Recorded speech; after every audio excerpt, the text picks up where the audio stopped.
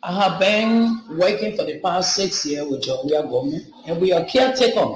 We are the one that's doing the cleaning up and thing. Since Joseph Boakai for the past 6 years, since Joseph Boakai took over for the past 3 months, they be demanding us to come to work every day. For me, I pay $450 to where I live to come here and $450 to go back.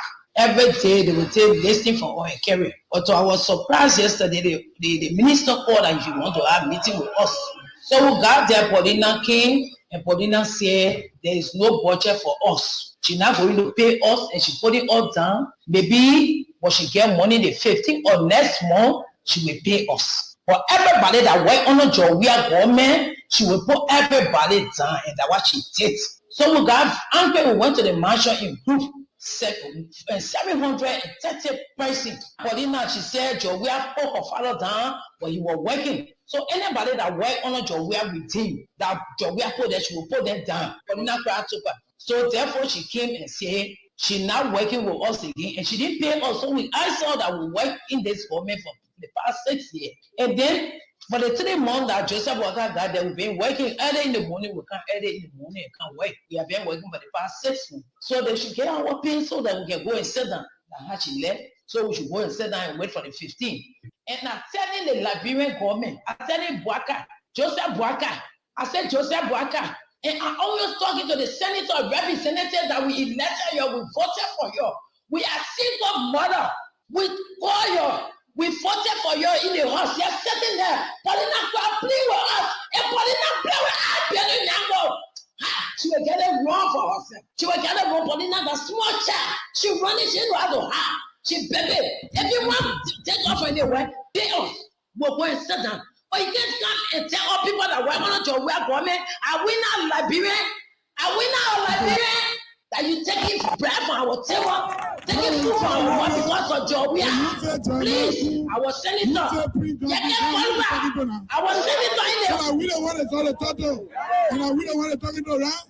So let us continue talking. We are focused for what we do. Some of our children were. Baby. What is it? Who talking about? You know, I check if I inflate like that. Yeah, better. Why? How's your health? I'm okay. Okay. Senator, we yesterday we look on the Facebook. We all heard that you signed the World and Economic Crime Code of Liberia. Tell us more about that. Well, you know, when I signed, there were reasons why I signed. I always, from the beginning, opposed World Crime Code establishment on the basis of the TRC recommendations. TRC recommendations call for the establishment of World Economic Crime Code. But the Supreme Court of this great country has condemned in 2010 those recommendations because they say the Supreme Court says they are all in violation, especially the recommendations concerning the prosecution of people they listed. The Supreme Court condemned the recommendations that they were all in violation of constitutional provisions. Now, if you want to establish War Crime Court in this country, based upon what Jerome Verdier and his group did, recommending for War Crime Court and putting people in and removing who they want to remove and putting people in who they want to prosecute and get rid of, the Supreme Court said no. The Honorable by it very well. The guy, all of them had a copy of the Supreme Court ruling in 2010 on Justice Johnny Lewis. So why is the Liberian Senate dealing with illegal documents? Because when the Supreme Court condemned those recommendations and consider it unlawful, unconstitutional, and unenforceable, then it becomes wrong for the House of Elders that should contain people with wisdom to implement such things. Unfortunately, that's what they did. And when you talk about war in the republic, it is mean they put in the front as a notorious war criminal. How do I become war criminal? The war took place for 14 years. I only fought for 9 months because my objective was to get rid of those who were slaughtering Nema people and Liberian people. And after he was gotten rid of, the United Nations, the ECOWAS, the U.S. Embassy, they were present when I turned myself in and they took me to Nigeria. After 14 years, I came back. But every newspaper in the Republic, even this morning, the Joseph Boakai regime has put, they sponsor many papers. Prince Johnson is on the front page, notorious war criminal. They want to get rid of me. Boakai is imposing war crime code using the TRC recommendations, paying money to people. There are many nonsenses that are happening right now in this Monrovia. The government of Liberia, if Honor Joseph Boakai wants a war crime court, why don't you deal with the United Nations directly to bring their own investigative team to go all over the country again and get information about people who committed war crime so we can restart instead of dealing with the TRC report that the Supreme Court of your country has condemned. Another issue there is, why is Boakai dealing with NGO to help him bring war crime code rather than dealing with American government directly? The people you saw on Facebook sitting at our back when the debate was going on, they called the man Alan White. Alan White and his group, they have an NGO that putting pressure on Boakai. They gave Boakai $230 million for a regime, and that's why they're using all your Senate resolution. So in the Senate yesterday, I was embarrassed because some of the senators, they signed a resolution on Saturday, just go on Saturday and Sunday. Well, our knowledge, we didn't even know. They signed it secretly. When we got to the plenary on yesterday, they were only calling those counties that had signed. Then all the county represented in the Senate signed. That's why I stood up to ask the pro tem. All these documents, they say a conspiratorial maneuver against Nema County, headed by me. Why you didn't tell me? And the other senator that you all met here. Why you didn't bring the resolution for us to reject or accept? After all, they brought 300 babies from Nema Dominic well. They killed our people in Lutheran Church, 600 people. They killed people in the Greystone compound, US compound there. They killed people at JFK. A lot of massacre took place here, slaughtering our people. We want to know who did those things. But because of the amnesty law that is already on the book, we cannot go after anybody. We live in peace for 24 years now, no trouble. But it says that war crime code will bring bread and butter on our table.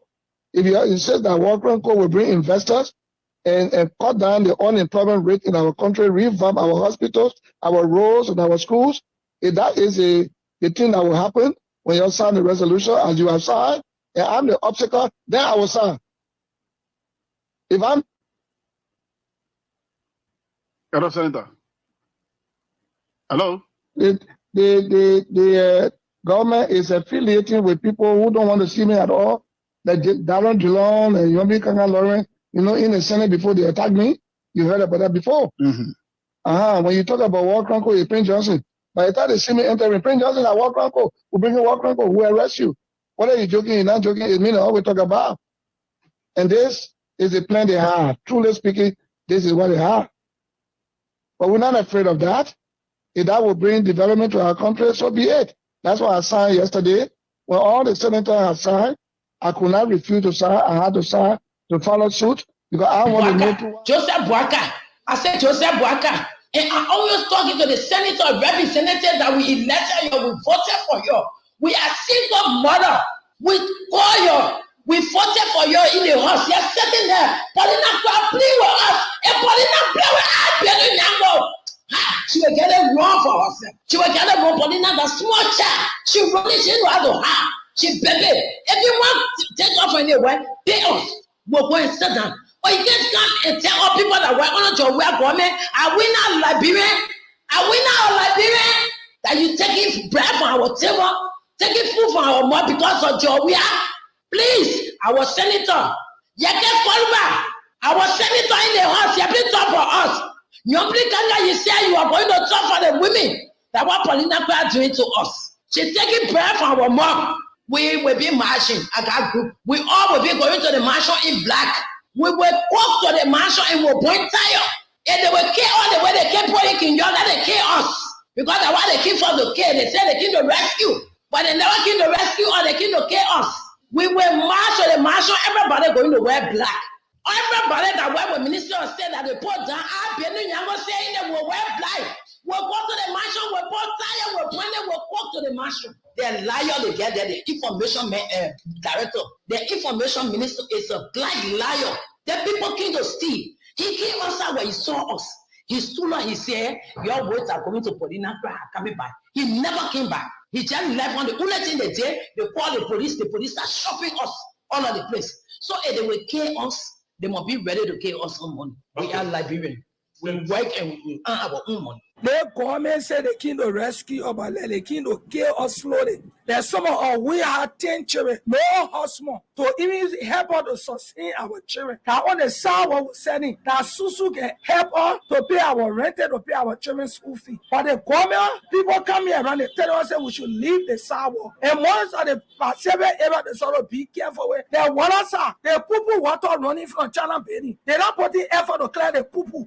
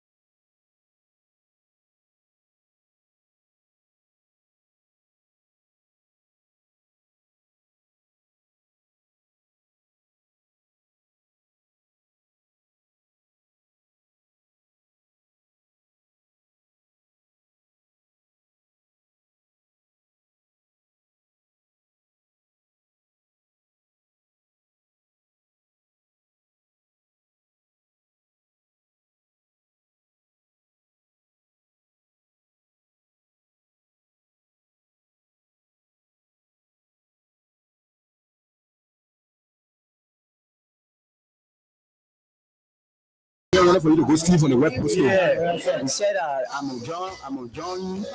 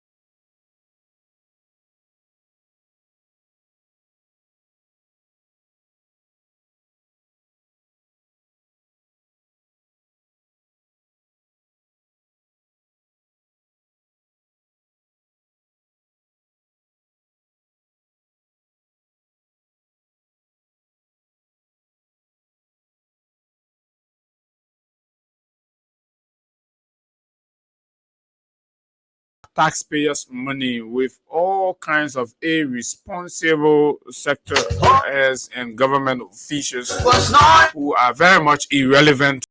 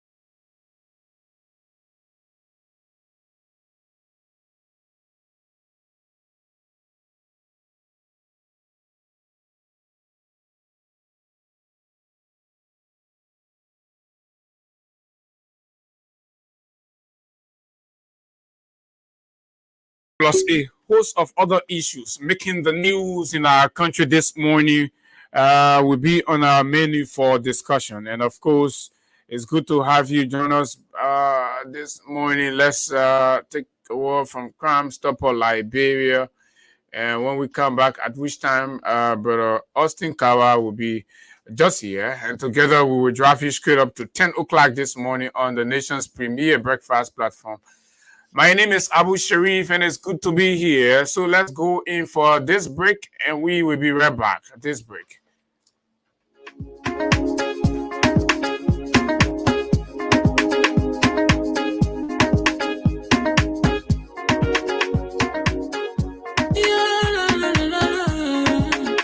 It's about musical.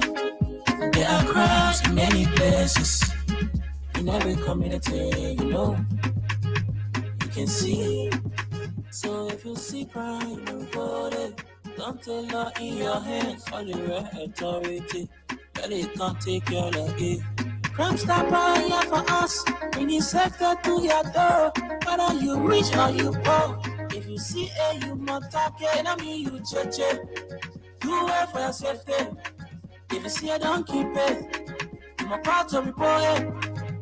Crime Stopper, the people bringing safety to your door. Crime Stopper, stopping crime and making peace for them before. Crime Stopper Liberia, on the sector to interior. Crime Stopper, keeping us safe, let's stop it for all of us. Crime Stopper, the people bringing safety to your door. Crime Stopper, stopping crime and making peace for them before. Crime Stopper Liberia, on the sector to interior. Crime Stopper, keeping us safe, let's stop it for all of us.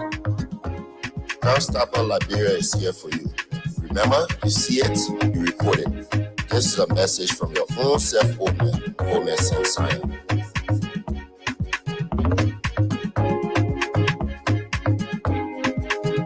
Crime Stopper, the people bringing safety to your door. Crime Stopper, stopping crime and making peace for them before. Crime Stopper Liberia, from the center to interior. Crime Stopper, keeping us safe, just coming down for all of us. Crime Stopper, the people bringing safety to your door. Crime Stopper, stopping crime and making peace for them before. Crime Stopper Liberia, from the center to interior. Crime Stopper, keeping us safe, just stopping crime for all of us.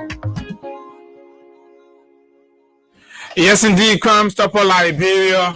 And of course, welcome back to it on the nation's biggest breakfast platform, the Freedom Money Rise on Freedom 87.9. And yes, folks, so it's good to be here. And but just before anything, you all may know why we were absent. And so we like to use this moment to say a very big thank you to all of our friends, our families, and our colleagues, especially the Freedom FM team led by Mr. Abraham Garson William, and of course the CEO and his wife for standing with us during our wedding period. So we're off the radio in fulfillment of what we consider a very sacred commitment, or a very sacred requirement, which we have successfully and graciously completed. So we speak to you in our official capacity as head of a home. No matter what you do, no matter how you have all of the responsibility and you're doing all of these things and stuff like that, it is not officialized until you do the needful. So yeah, for us, it is just fulfilling the requirement. It cannot be equal to any form of achievement or what have you, but it's very, very important in our moral uprightness, because to be voices of moral, voices of you must fulfill at least the basic requirements, something we've already done. And we say thank you to all of our friends, leaving Monrovia, the business schedule and your personal pleasure and gassing your cars, and imagine the number of vehicles that escorted us to Kakata Margibi County to celebrate with us, the personalities that went there, and so we are very grateful, we are thankful, and we like to in a very respectful way thank you for your sacrifices on our behalf. My wife and I are very grateful.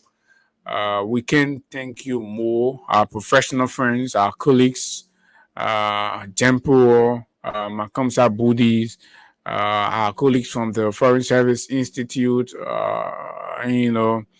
and our colleagues from the Press Union of Liberia, and our University of Liberia friends, and media friends, right? So, and of course, our political allies, our political friends, particularly members from the CDC. A lot of them were very, very brotherly. They came around, they stood with us, and we are grateful.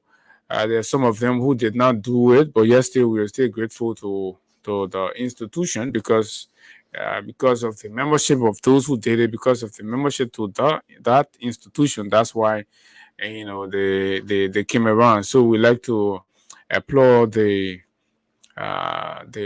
brotherly love from folks within the ranks and file of the CDC, and of course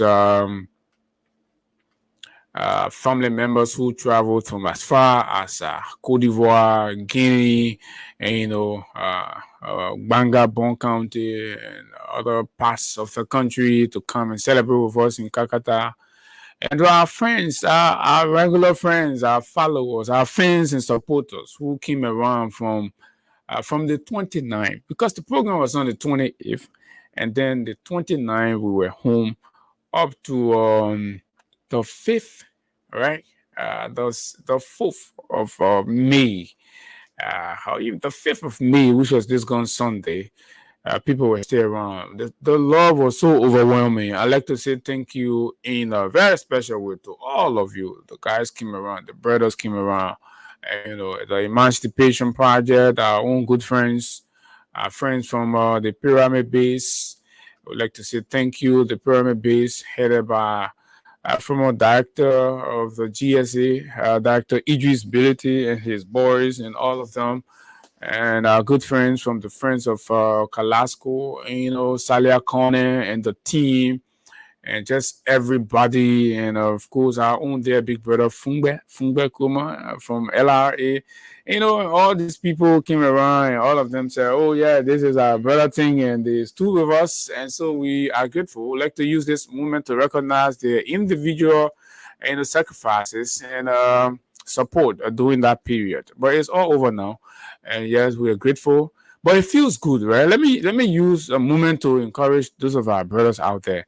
It feels good to take a step to qualify yourself on the basis of the standard that's been created. Because whether you like it or not, this is the standard. And if you've not gotten there yet, you're still what I'll call in our local Mandingo vernacular black colon. When they call it black colon, it's very offensive. So we have transcended that category now. So we are no longer in a black color category. So if you do not want to be in a black color category, you have to man up. And certainly, the last week of April was a moment of manning up and taking up officially our position as a very respectable voice, with strong, moral qualifications. So it doesn't matter where you are, where you have accumulated the successes or the degrees you get, my friend and brother, you have to make the move. You have to decide. You have to decide to be responsible, be held accountable. And you have to do that. And so this is part of it. So yes, officially, we are Mr. Abu M. Sharif, and of course, that's what it is. With that said, folks, we can move into other things. We can move now into all the issues. But just before we do, let's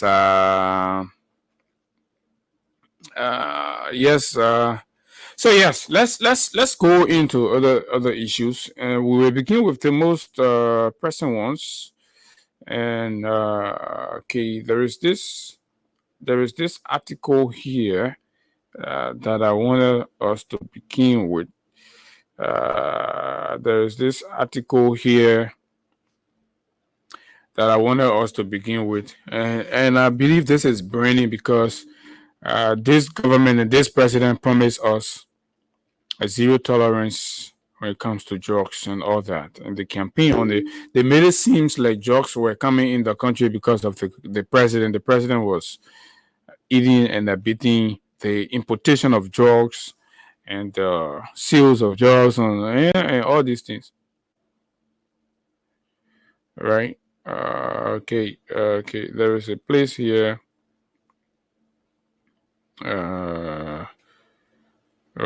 So I just want to go straight to the aspect I talk about the new drugs here. They said again, new drugs in the country. There is a new kind of drugs in the country that have been brought in the country, and this is where we are going to hold Colonel Abi Kroma and the team. Colonel Abi Kroma and the team. We're going to hold their feet to the fire to ensure that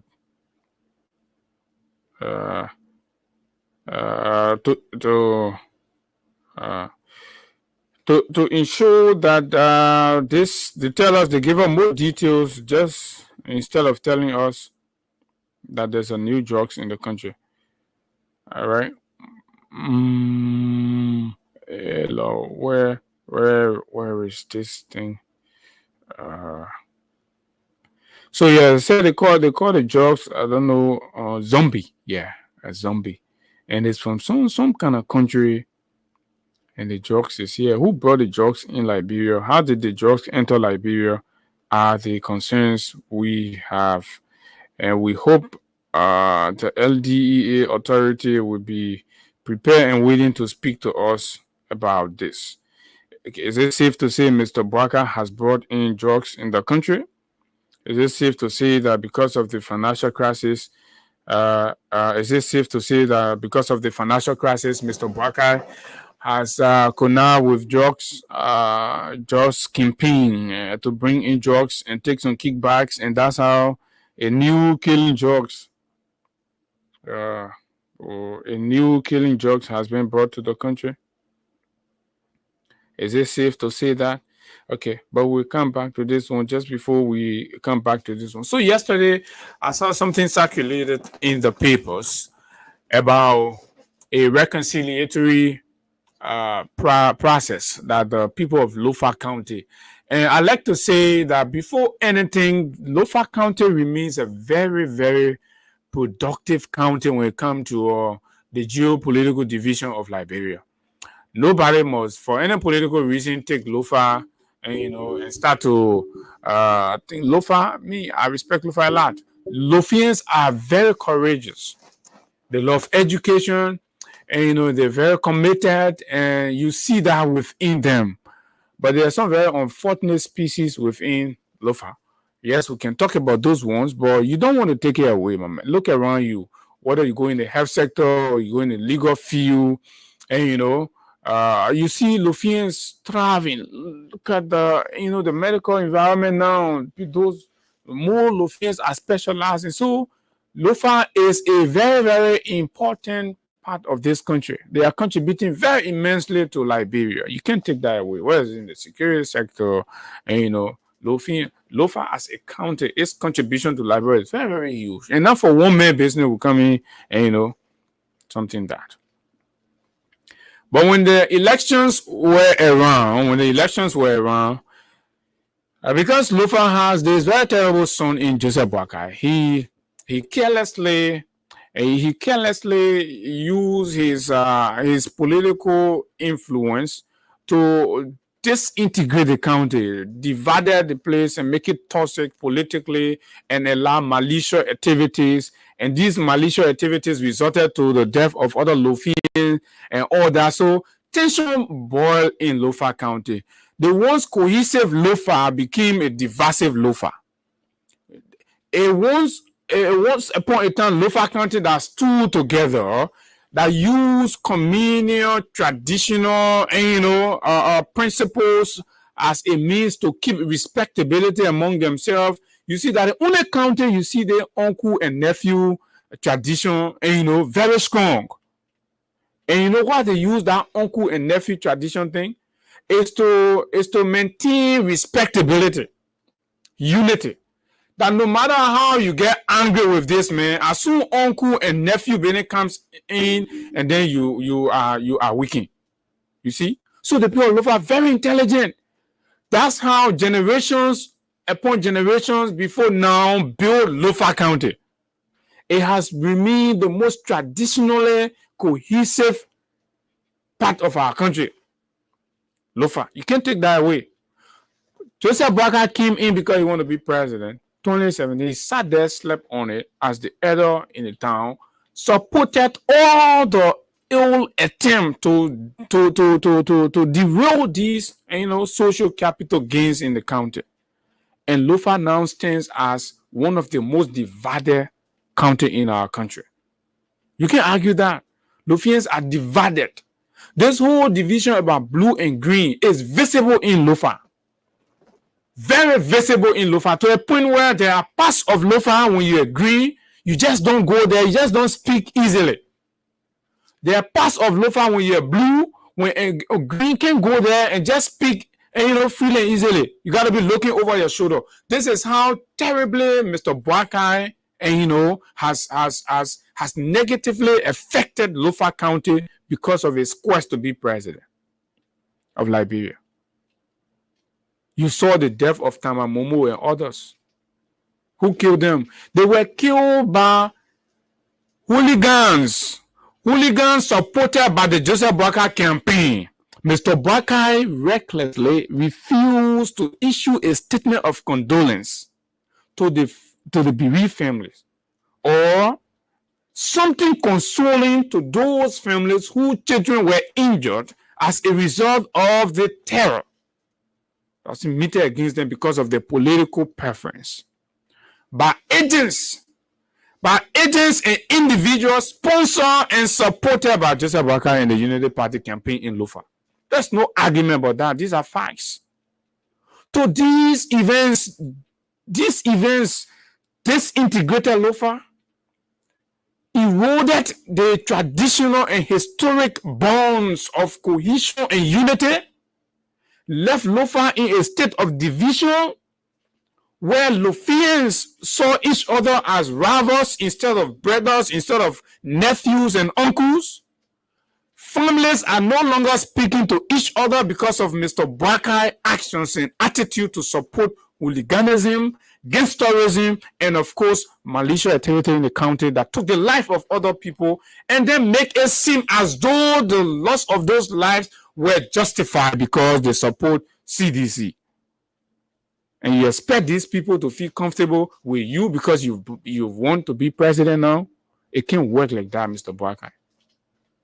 I mean, so sometimes when you see us get angry with Mr. Boakai, it's not because we're getting angry with Mr. Boakai because, but it's just because Mr. Boakai can be very, very reckless sometimes in his decision and in some of his actions and all that. So there's no secret. And you even saw to a point where the county meet, right? There were Lofians from Lofa County that could not support Lofa County. Because they felt when Lofa wins, Boakai and his toddlers will make it seem like it's a Unity Party victory. A Unity Party now win. And this is nonsense. So they did not want to be associated with that. So they accept. And either being quiet and in their heart wishing for Lofa's defeat, because the county is divided on political lines. And some of you come to Monrovia, you argue because you're looking for a job, you argue that the country is not divided. You must be stupid in your head to think that the country is not divided. Mr. Boakai has divided this country. The level of division this country is experiencing now, it has never seen it before, ever. Not even during the war period. During the war period, there were instances that were pointed at which people forgave each other, right? In which a point somebody say, yeah, let the man go. Yo, there was some Mamadis and Sekou and Mohammed with all the prayer mark on their forehead.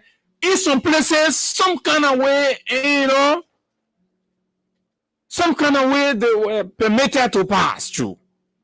But now, the level of division here, no matter how professional you are, no matter how qualified and competent you are, once there is a picture or there is an indication or somebody is able to stand up in the room and say, this man affiliated with George Weah, you lose the right to work in your country.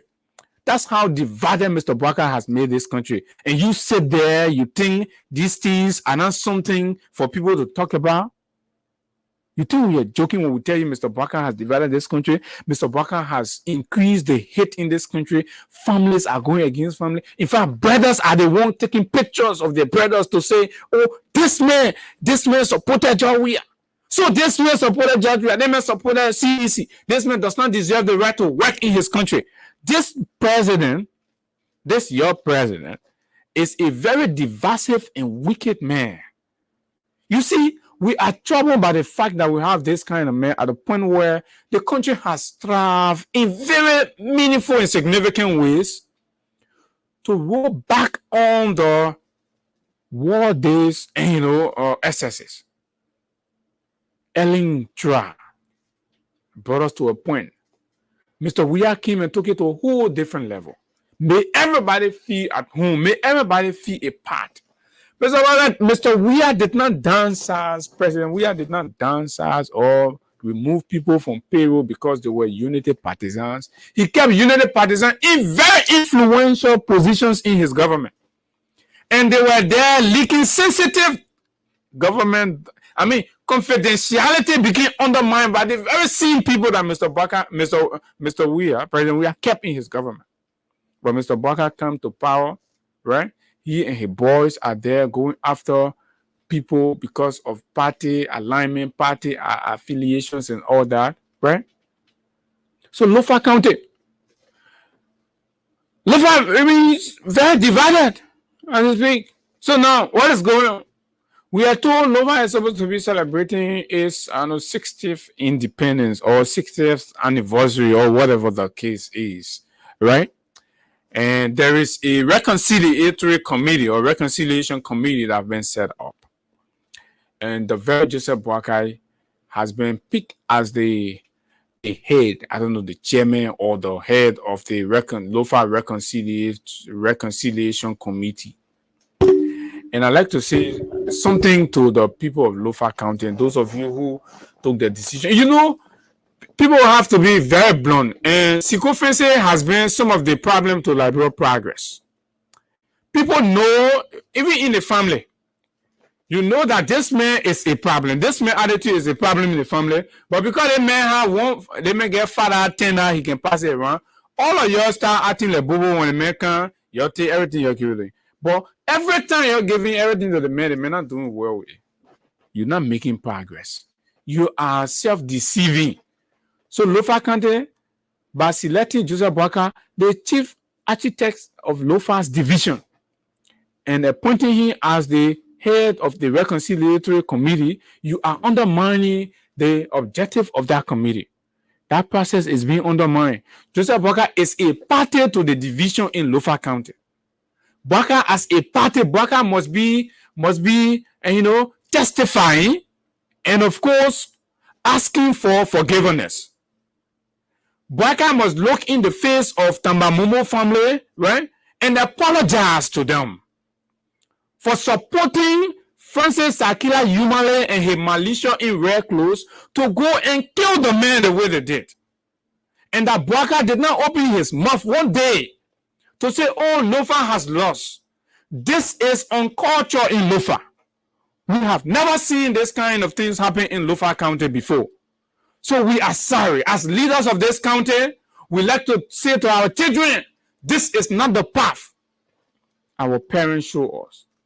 You must desist from these kinds of politics. Go to Monrovia and be constructive. And be constructive and supportive of one another. That's the Lofa we inherited, and that's the Lofa we want to turn over to you in our transition. Mr. Boakai never said that. And you look at that, Mr. Boakai, you made head of a reconciliatory committee, and you think the families that were victimized by the actions that were taken by Unity Party talks in Lofa County. You think these families will feel comfortable to go and sit under Boakai's gavel? At that point, Boakai is not acting as president. That one, that Lofa affairs. Boakai cannot be the head of the committee. No, you are undermining the reconciliatory scribes in Lofa County. Boakai is a symbol of division, hate, anger. Boakai is a clear symbol of all that in Lofa County. People hate Boakai now because of the fact that their family were afflicted, and Boakai did not open his mouth to say a thing about it, as if to say they are lesser Lofian or lesser Liberian, and the death of their family relatives were justified. That is cruel and unacceptable. And you take that same man, you put him head because he's president of the country. This is broad-day sycophancy. You can't do that. Listen, you must be prepared to speak truth to leaders. You all Lofians are traditional people. You must look in Mr. Boakai's face. That one at home affairs is just a family issue. You see, we can finish talking all these things with all the national claim, the national appeals and status that we claim.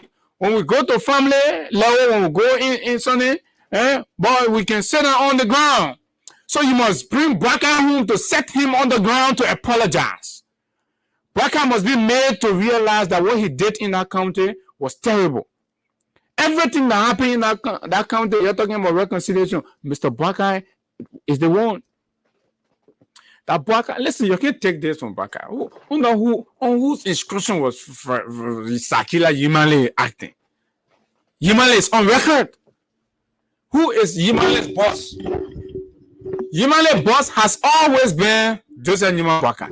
Yimale is a puppet. Yimale plays to everything that appeals Baka because Baka has always been there to push Yimale's interests. So you see, so if Yimale goes on to establish a militia in Lofa that was terrorizing people in Lofa County, that created an atmosphere of hate and division in Lofa, who do you hold responsible for that? It's in a Yimale. Yimale can't talk. We come and waste your time on Yimale. Tell Yimale that Baka, because you know what? Baka instructs Yimale all of the time, and Yimale always brief Baka on his actions and activity, and Baka gives thumbs up. And that's how Tamamomo is no more. They killed the man. And you set up a reconciliatory committee for Lofa County, and you take the chief culprit of all of the political massacres in Lofa, the gangsterism in Lofa, the terrorism in Lofa, domestic act of terrorism in Lofa, the man who was at the epicenter of all that, Joseph Nyuma Baka. You made him the chief of that reconciliatory committee. Are you really serious? Does Baka has the face? Baka has vendetta against sedition, for example. There are Lofians playing very pivotal role in CDC. You think the vendetta Baka has that he cannot accommodate even a sweeper that was seen wearing a CDC t-shirt? Baka is so hateful towards the CDC to a point where even a sweeper on Broad Street that was sweeping, but somebody took a picture of him wearing a CDC t-shirt, is being threatened to lose their job. But this is how angry and vindictive Baka is, right? And you take that man, you make him head of a reconciliatory committee that is supposed to subject hierarchies of the CDC, the real actors, the real people that Mr. Baka is supposed to be angry with. And you think that reconciliation is genuine, or that committee, the intent of that committee is sincere? So you know what's going to happen? It's going to be a unity. I don't know what is a conference style or what is it going to be like. They're going to go Lofa, but it's going to be a unity party, more like unity party conversation. Mr. Baka, who does not even speak to Mariam Fofana because Mariam Fofana disagree with him.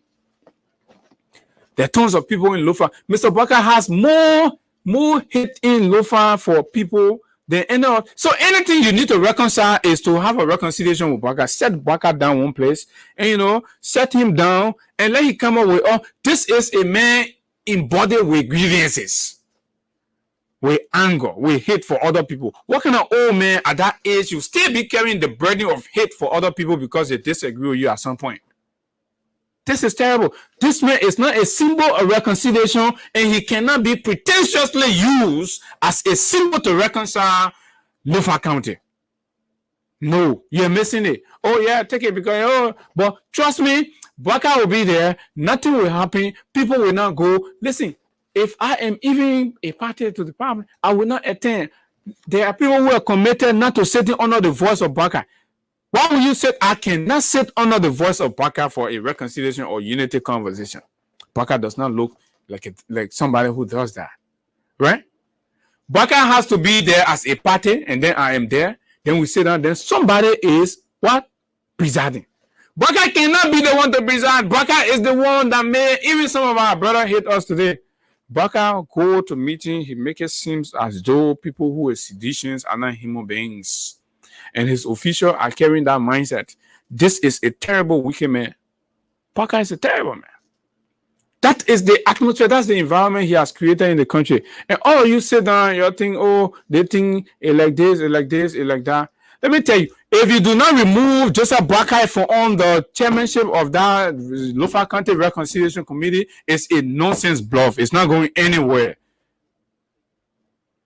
And anybody who associate and affiliate with the CDC and you're a member of the CDC, Mr. Baka does not like you. Mr. Baka hates you. Mr. Baka hates you even more to know that you are from Lofa and you're associating with the CDC. So Mr. Baka hate for you is even more. It's in the superlative. And you want to go sit down under that man? You all have to be careful with the drinks and the food that will even be served on that reconciliation something. Oh yeah, if you move the man. Baka cannot be, because Baka will be detecting the kind of food and the kind of drinks and all that. Baka is a bearer of hate and anger and grievances. That is evidence all over the place. Everybody knows. Even the kids on the street knows. Even the motorcyclist knows that Baka is a bearer of hate, anger. A man who does not forgive easily. That is Baka's characteristic. And that characteristic does not fit as a good reconciler. No, a mediator. Baka cannot be the one mediating the division in Lofa County. Who does that? Oh, because the man that president, accidental president, so you take him and put him. Baka himself knows that he is an accidental president. Baka has not even gone 4 or 5 months yet. There are people in his circle already forming ticket to replace him. People already forming ticket to remove him. All kind of things. Baka, if you are not aware of all these things happening around you, then you must be sleeping. Even though, yeah, then you must be sleeping. So remove Mr. Baka from on the Lofa County Reconciliatory Committee, because keeping Mr. Baka there will render it very unserious, useless, and of course, something that nobody must subject or submit themselves to. And no, absolutely not. If you're serious, if the people of Lofa are serious about reconciliation, they must remove Baka from on the committee. Baka is not a reconciler. Baka has proven. Baka has not yet genuinely reconciled with his former boss. Baka keeps hate and grudge for the man who saved his life. George Weah saved his life. Saved his life. Baka, who have been dead by now. He has been dead by now. Probably he has decayed in the grave. Mr. Weah took 100,000. Gave it to his boys to save this old man. Flew him out of this country for checkup.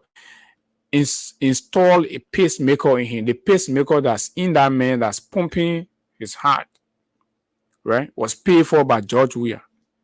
That man comes back, he accidentally becomes president of the country, and that man sit down and design and tell all his boys to be disrespectful to George Weah, to go all out and look for things to implicate George Weah and bring George Weah down.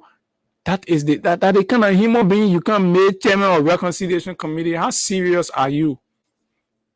Does Baka look serious to you to hear any reconciliation thing in this country? Baka is only going to divide this country. The more Baka is president, the more divided Liberia will become. I am not going to tell you, but the more Baka is president, the more divided, because 40,000 Liberians are angry already. 40,000 Liberians do not feel pleased and happy already. They've been removed. Look at the folks from MCC.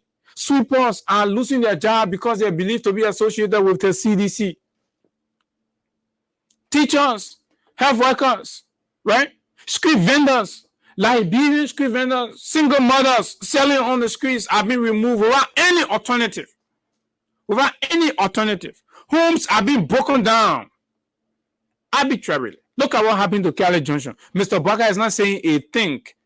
People's homes are burning. LEC is waging war on its citizens. Mr. Baka is not saying anything. He's not taking any action. This is a careless old man whose interest is power to rescue himself, because now he's not begging for medical bills anymore. Nobody, whether Costa or whoever, will ever brag about soliciting money to pay for his LEC bill, pay for this other bill, put gas in his car. Right now, the state is taking care of him, and that's why we will not let him sleep. Because Mr. Baka, you have nothing for yourself. It's the country that's taking care of you. Our taxes. You see, we come, we sit here, our small money we get in, they take money from it, we pay our tax, right? You, Mr. Baka, that's what's being used to take care of you. And you're making terrible decisions on our money. You're making terrible decisions with the taxpayers' money. Terrible decisions. So that decision to have made Baka a member or head of the Reconciliatory Committee of Lofa County is irresponsible. It does not make sense. It does not make sense at all. So you all have to reverse that. Right? So you all have to reverse that and so forth. Yeah. So yeah, and so forth and so forth and so forth and so forth and so forth.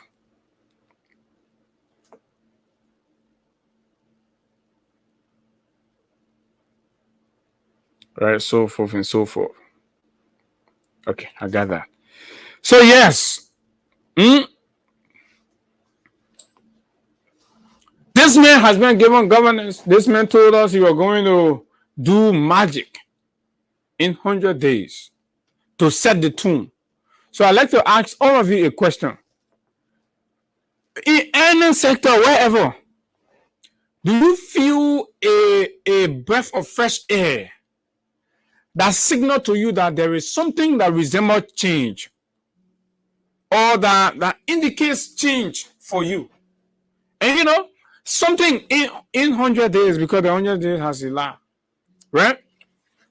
Do you sense anything around you that tells you that there is a group of people that mean well? After the government spent over 22 plus million in rehabilitating roads, imagine, for 100 days deliverables. And the rain that fell for the past 2 days, go back and see the pictures from these roads. These buggers have come to waste the country money, to embark on issues just to justify their stealings.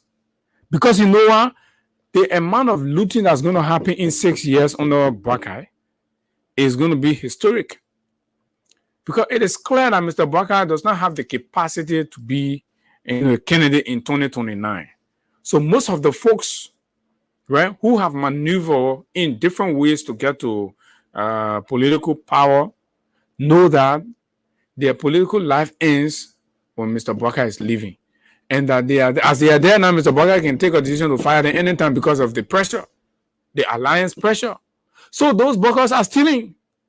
So Giddens engineered a strategy to steal from the Liberian people 22 plus million in a failed road rehabilitation scheme. Under a failed road rehabilitation scheme, $22 million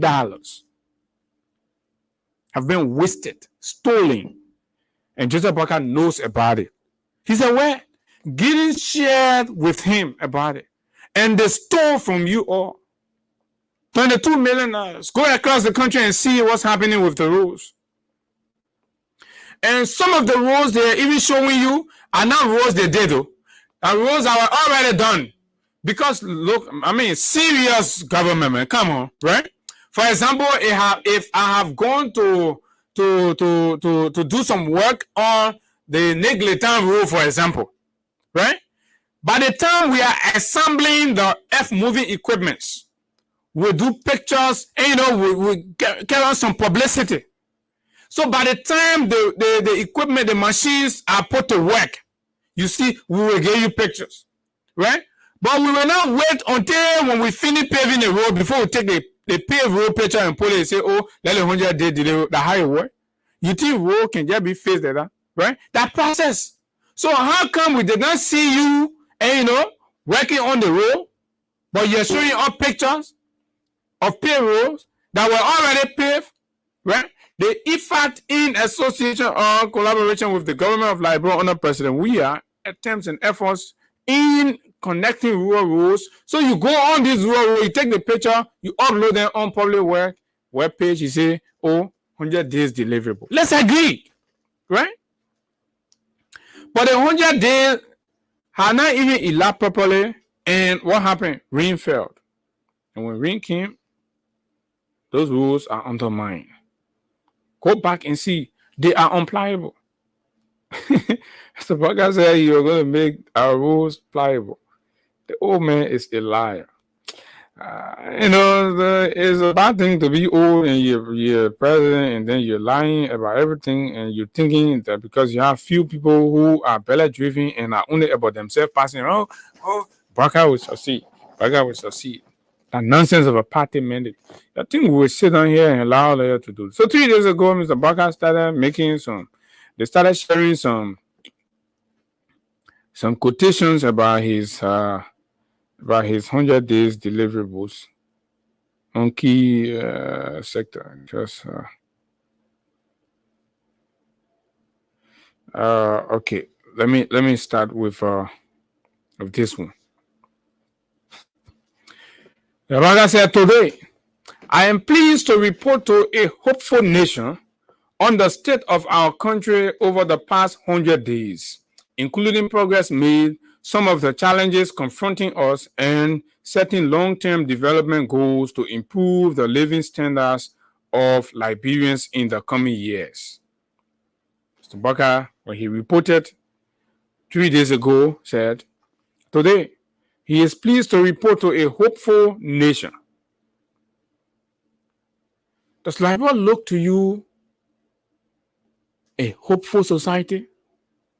Where is your hope? Even those of us who voted Mr. Baka, do you feel hopeful? Do you feel assured?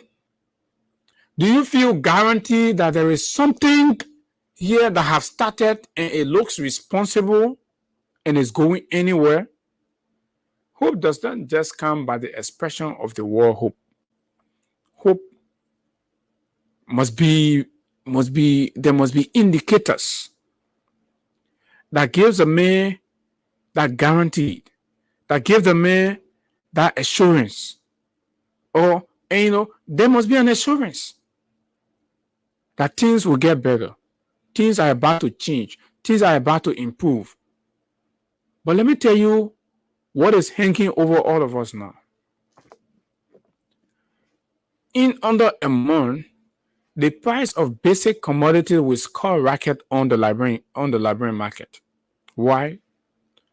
The costs of petroleum products are going up, right? So you start getting ready. That means talking about hope. Tell where hope can come from now, right? That means maybe the state you're in, but you're seeing indicators that in the not too distant future, things are going to improve and going to get better. Then you can be hopeful, right? You can be assured.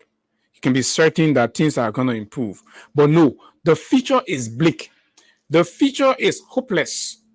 Everything that's happening in this country that's going down is happening because you elected a man who has zero connection, zero experience, zero knowledge, zero contact.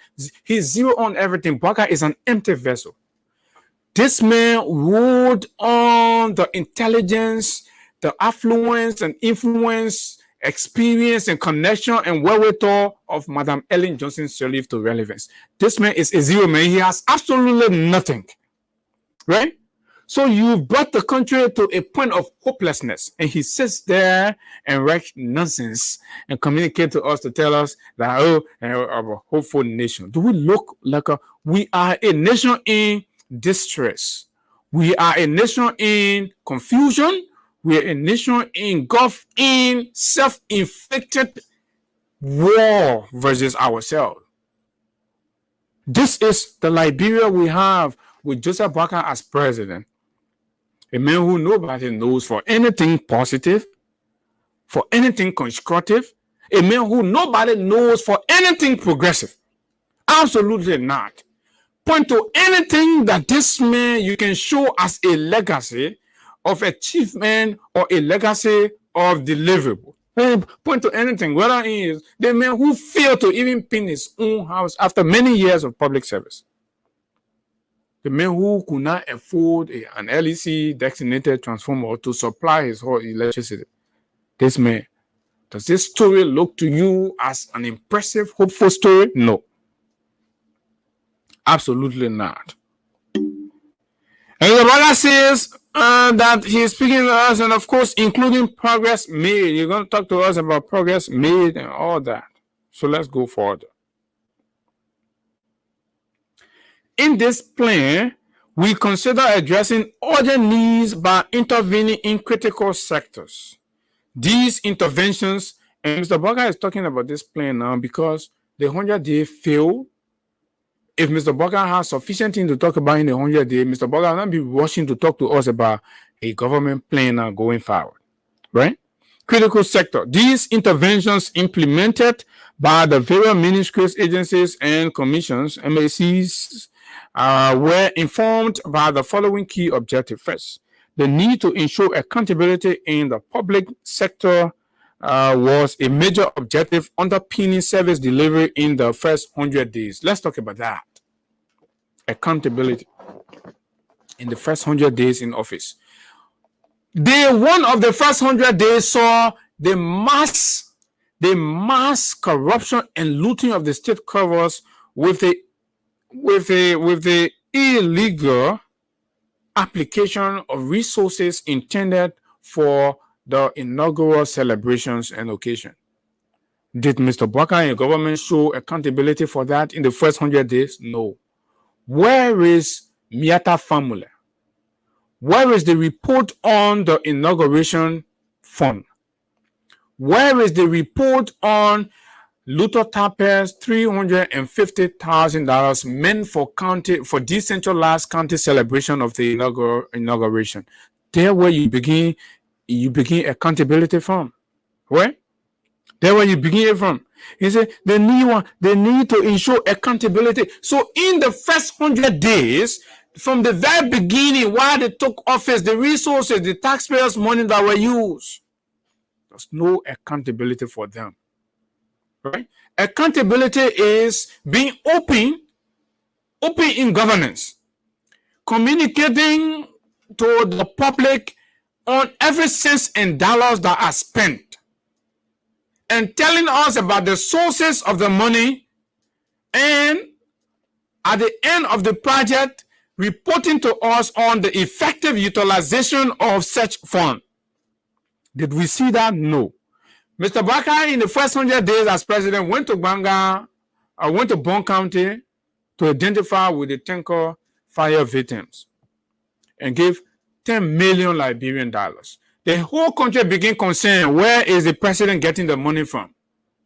Do we have report accounting for that money? No. In the first 100 days, we see massive renovation and constructions and work going on Mr. Baka's property all across the place. Where is accountability in telling the Liberian people where Baka got these monies from? Baka lied. Baka is a liar. He's an old man that tells lies for living. So he thinks and feels that, because he lied his way to power, and when he comes and tells the people anything, everybody will accept it and sit down and say, oh yeah, that Baka, that he rescued Papi. This old man lies. This old man has demonstrated the highest degree of lack of accountability in public sector in 100 days, in just 100 days. Everything you talk about, financial improprieties, reckless spending, irresponsible financial actions and dealings, illegal transfer of money from place to place has happened in the first 100 days with no reports, no accountability, nobody held accountable for anything. And this old man developed the audacity to sit before us and tell us that, they were informed by accountability. Accountability where? Where is Miata Family? How did we lose up to $1 million of taxpayers' money meant for the celebration of the inauguration? Where is the money? How was the money utilized? Mr. Baka has not answered that. And you come to talk about accountability, you're a bull-faced liar. Therefore, addressing transparency and accountability. And this is the hallmark of the absence of transparency and accountability in Baka's governance. Until Baka can account for these funds and resources in his first 100 days as president, he remains the most unaccountable president in the life and history of this country, and very, very untransparent. Right? How do you combat corruption, right, if you have not done anything about these broad-day stealings? And then you have your party chairman still wielding influence and affluence in governance, right? After he squandered and refused to account for this money. And I'm told unofficially that a particular government official, right, in an attempt to seek favor from this very Luther Tape, made reimbursement to Luther. Say, oh, Luther, let the money, the poor money, what you stole, what you ate, let the money here. Even that one again, I'm told, the reverend cannot account. Don't take this government serious. The essence of this is to tell you not to take this government serious.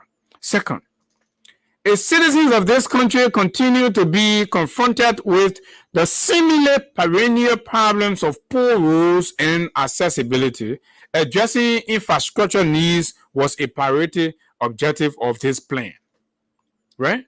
Addressing infrastructure. You know, every time he has tried to fine-tune his reckless promise of ensuring that every road across this country is pliable in 100 days, and there is an engineer that I'm told that was brought in from the Africa Development Bank that was appointed in the Ministry of Public Works that was professional and technical and told this old man that this objective remains very, very reckless, irresponsible, and unattainable. Those are my words. Right? But you're still in the background being an old man who has zero clue and carries an expired BSc. Absolutely, the man is not up to speed with the contemporary realities and all that. His knowledge is archaic. He himself has forgotten the words on his degree. Then he took them. He said, oh, no, we'll do it. So Gideons then said, okay, I gave out 22 million. Took the money. Where are our roads? Let's leave the interior. Let's come right here. That all roads, principal roads in the country will be pliable, right? That means you don't have difficulties in moving from one place to another.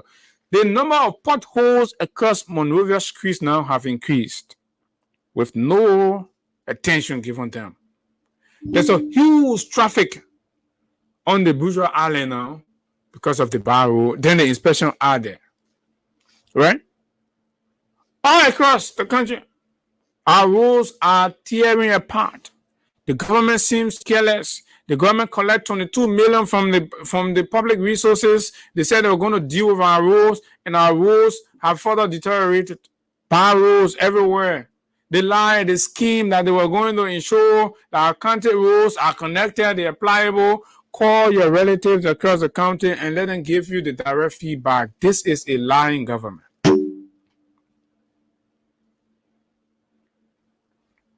Third, wrestling two fundamental issues consequential to the future of our country in terms of expanding educational opportunities and combating the drug and substance abuse scourge was an important objective to bolster this plan, my government.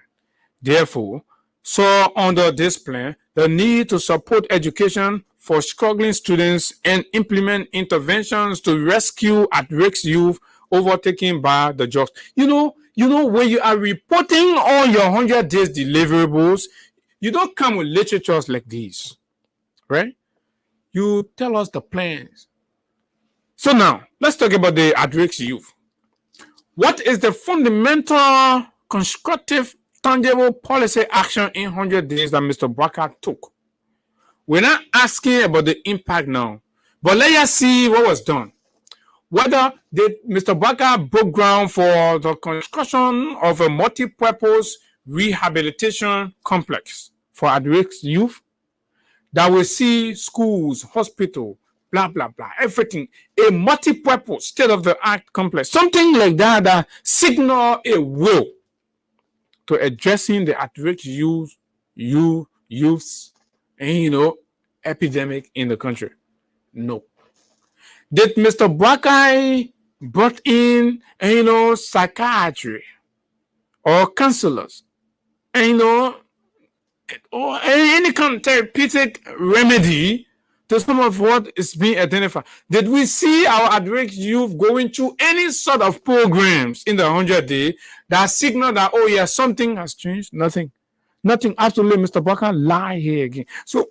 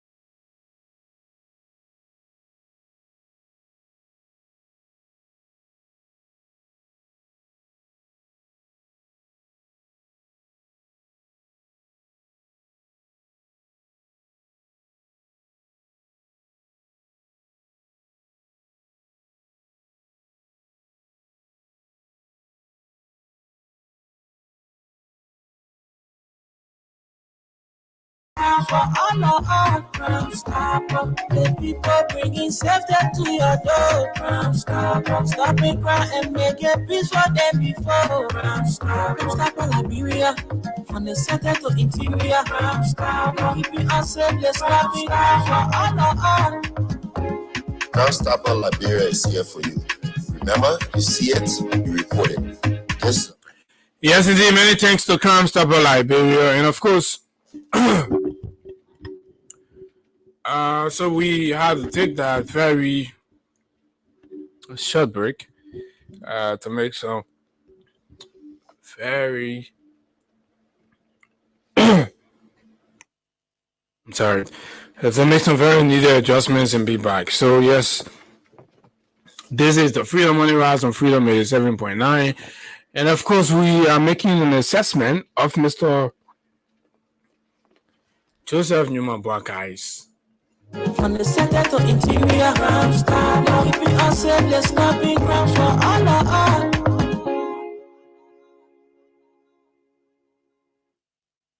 Assessment of Mr. Joseph Newman Boakai's 100 days deliverables.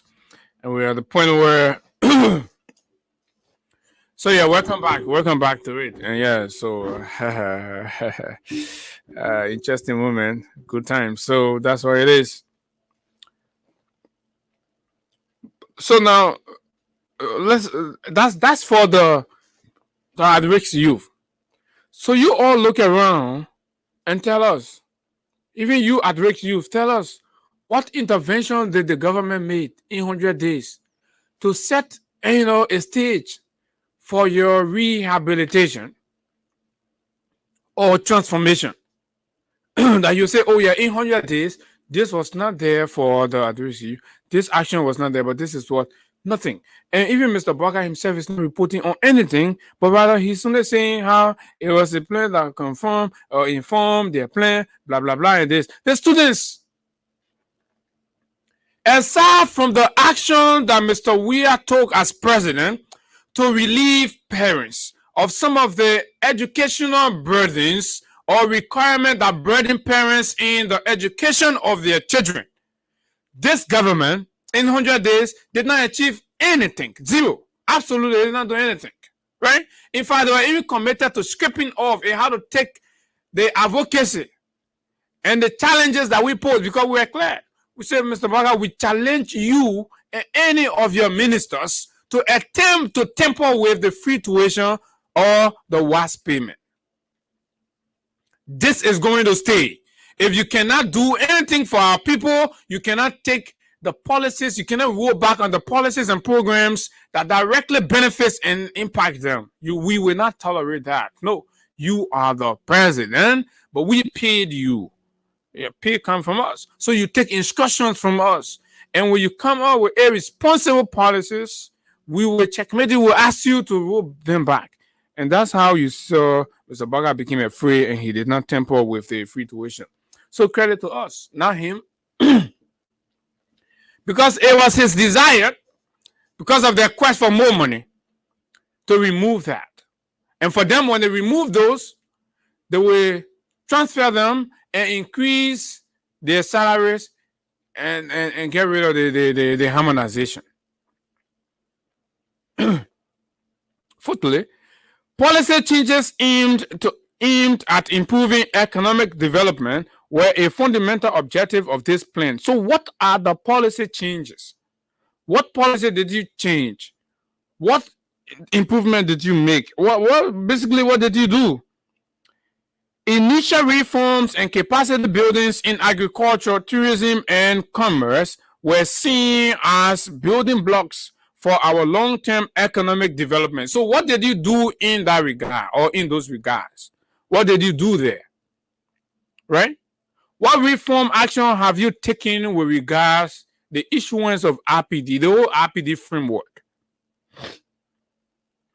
What has the Ministry of Commerce done to make the commerce environment or industry in the 100 days a lot more better and hopeful than what he inherited? Aside from issuing reckless and feeble executive orders that has zero impact on the life of the people, you issue irresponsible executive orders, according to you, that should affect the prices of basic commodity, and none of them did. Useless executive orders. So those can only go as your 100 days deliverables when you issue a responsible, reckless, and in fact unevaluated executive orders. Not only understanding the dynamics, the realities, and all of the binding constraints, you just go ahead and issue executive orders. A president that's not up to speed, that does not have a clue of what's happening around him. This is what you get. Pivotal to our 100-day deliverable plan was the need to introduce key legislation crucial to our governance process and to the promotion of the potential growth spurring tourism sector. In these past 100 days, and despite limited resources, we were able to make significant gains against interventions we set out in various. So then you tell us the gains. What are the gains? Well, I mean, you see, then we say, so why are you mesmerizing the people with lies? Tell us, right? For example, you come, okay, pivotal to our 100 days delivery plan was the need to introduce key legislation crucial to our governance process. Now, legislation 1, 2, 3, 4 were introduced, and those legislation were introduced to impact X, Y, Z, and W, right? This is how it works. This is how people communicate their gains. But that's only when you have them. But if you have been on lying, if you have been on deception and cunning trickery, that's how you just read nonsense sweet literatures, and you think you can bamboozle everybody into believing that nonsense of trying to deceive the people. Nothing we saw there besides the interference with the legislature that you did. Interfering with the work of the legislature, having the legislature to come to your office all of the time, telling them who to confirm, who not to confirm, overlapping your functions, executive acting, executive performing legislative roles, legislators, particular legislature performing executive functions. All these things are the deliverable and achievement of your 100 days. You feel in 100 days. You feel there's nothing to show for Mr. President. Now, you came and said under agriculture, we have taken major steps to boost agriculture as a cornerstone of our economic development. Among other measures taken, we have completed a National Agriculture Development Plan, which will be ready for validation in the next after 100 days. After the men say the only thing they were able to achieve in 100 days for agriculture, after all the big mouth, they may some of your parents say Baka get agriculture degree. They may not get chichi. They may is a terrible. The men say after all that, the men say, I'm proud to report to you that after the 100 days, the useless 100 days of passing around, collecting money from Lebanese people, renovating my homes, and not doing nothing for you. The only thing I can tell you for agriculture is we get someone on a plan. We'll be telling you that plan in 2 weeks. Nonsense. And this is the nonsense you expect Liberian people to sit down and feel comfortable with. Who does this? After 100 days, this is what the president is reporting to the country. Nothing tangible. So literature, lies. Tailor lies to deceive you. And you sit there, listen, if you sit there, you don't take action about these lies, right? You're doing it to yourself. And you're doing it to your children. Because you're going to leave zero for your children. They will come and hear it, a very deplorable situation, and they will blame you. Your children will blame you. You don't know. And that's why you have to join us in raising our voices against this creeping dictator. This man is a dictator.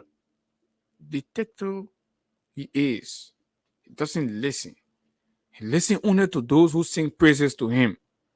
In addition, a critical intervention to ensure we achieve our goal of reducing rice importation by 70% started in this quarter with the acquisition and cultivation of 200 hectares of land in Bong, Lofa, and Nimba County. To date, the Ministry of Agriculture has begun the cultivation of 1,000 hectares of lowland at Fuama Multipurpose cooperative in Bongman. This is a lie. Well, this is a big lie. This this thing did not start in the 100 days. This is a crossover project. In addition, the government has launched and started the cultivation of the University of Labrador farm. If they probably get drafted, you can go pass them around, they go see the people thing and they take it, they kind of put it down and say 100 days deliverable.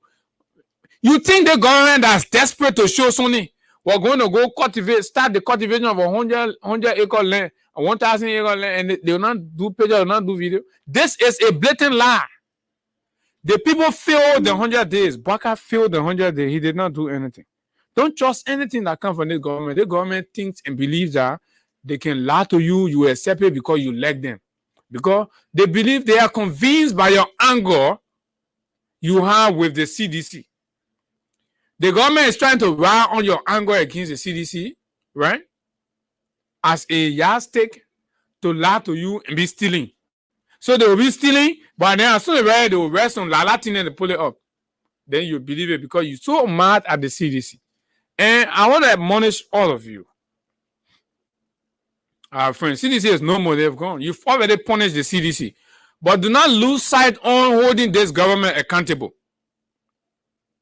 Because of your displeasure with the CDC. CDC is gone. You've already punished them. Now the focus is on the 79-year-old Baptist deacon purporting to be a rescue one who has failed from the very get-go. On accountability, on corruption, on drugs, he has failed. Talking about drugs, there's a new drugs in the country. How did we manage? Mr. Baka promised that he was going to mine our borders. He's going to strengthen, he's going to support the fight against drugs. Right? Every action and every attempt that's been taken by the LDA has been out of the personal, conviction of those people there. The desire, like Konokuma, been going out doing what he can do. But Mr. Baka has not been giving the people the kind of support required. Yes, we know that. They will not tell you, but we know. And that's why we're even asking our partners, because we can't sit and allow for 6 years the children of this country to be damaged. We're asking our partner to look in the direction, ask the LD under Abikuma, who has shown sign of courage to battle this thing. Sit down with him and have some conversation and see how you can pump some money into that place. Because if we wait for Baka, we will not do anything. And now we have the other new job. We don't know the other one Mr. Baka then planning to bring to the country again. For health, he says, our efforts to intervene in healthcare have not only aimed to provide essential medications and increase access to quality healthcare, but also to gradually restore the confidence of our people and development partners in a healthcare system plagued by years of corruption and poor service. Now, in Mr. Baka 100 days, the partners, you said, other partners supporting the healthcare sector of our country with medication, alarm and complain that the Baka government and health workers, leaders in the health sector, people who Baka appointed in our different hospitals and clinics and all of that, complain that the drugs they bring to the country to be able to cater to our poor people, right? These drugs, Baka doctors are stealing the drugs, carrying it and putting it in their private pharmacies. In 100 days, this is what Mr. Baka government has managed to achieve in the health sector. He has not invested anything, right? He's not put any money into the health sector. Rather, the medication the partners are bringing, the partners are saying, Baka doctors are stealing those medications and are putting them in their private clinics and selling them. There's a publication to the effect. It was in the news, and you all might have read or come across it. Road rehabilitation and infrastructure to date. Contractor, equipment, and logistics have been heavily mobilized, and active work such as clearing, grading, shaping, and stabilization of critical spots, identification of covered lines, and borrowing pits for material testing along all corridors are ongoing. In addition, when this man is supposed to be reporting to us after the 100 days, that as promised, all the roads in the country are now pliable, and so they are. This is a report of failure. We told you that Baka was going to fail, and some of you say, oh, no. That Baka more say, you know. Baka more say they fail. Baka said the only thing he can tell us after the 100 days, even though he told us that by the end of the 100 days, all the roads, the major road in the country will be pliable. Baka is even ashamed to tell us that, oh, I have finished making all your road pliable. The only thing he say, we not get the machine, we get the quality, we get the shovel, we get the digger, we not take everything we carry in, we put it near the roadside, we come and start wearing. Nonsense. After 100 days, this is what Baka is telling us. After 100 days, public administration. Strengthening public administration for efficiency, including payroll and personnel audits across the MACs to eliminate waste and serve the government urgently needed funds has begun to bear fruits. Other interventions, such as the launch of a national consultancy policy to enhance the efficient use of the often abused consultancy service or services in government, was achieved. The only thing Mr. Baka is able to record under public administration for 100 days is that last minute to turn nonsense press release of a consultancy. And you know, when you set benchmark on consultancy, that one that achievement again.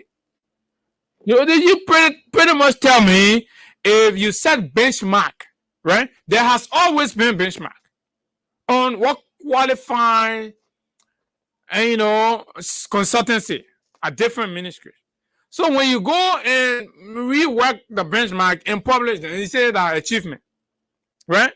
How is the guy? You're supposed to be giving us reporting on the efficiency of that new policy or that new framework and what it has added in terms of value to public service. Is the value that you have to communicate to us as a deliverable, but not to tell us, say, oh, okay, Liberian government have been doing consultancy, so now for you to do consultancy, you must go, you must pay around, you must call your hair a day, then say, yeah, say because we made a law, say before you be consultant in the other place, you must call your hair, so that means the government not achieve. Why is Baka taking us for fun? Why is the United Party taking us for joke? Why is Baka taking the people of this country for joke? Why is Baka taking us for fun? So that is that. Assessing Mr. Baka 100 days deliverable, you can safely say that it has been a wasted 100 days of useless and irresponsible, careless leadership. The country has seen nothing. The country has experienced nothing. There's been failures and blunders on every sector, every aspect of governance, whether it's in the rule of law, the application of the rule of law, whether it's in the respect for fundamental rights and constitutionally and constituted bodies or institutions or rights given to people by law. There has been flagrant abuse, disrespect, and disregard for all of those things. There's been ritualistic killings on the increase. While I was away for 1 week, there were multiple reports of lifeless bodies discovered along the Japan Freeway there, where people are dying, no accountability. These things are happening in the country. There's also an increase in the 100 days of more fire victims with no national relief intervention.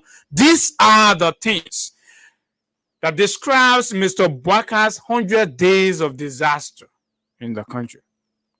Absolutely. He achieved zero, nothing.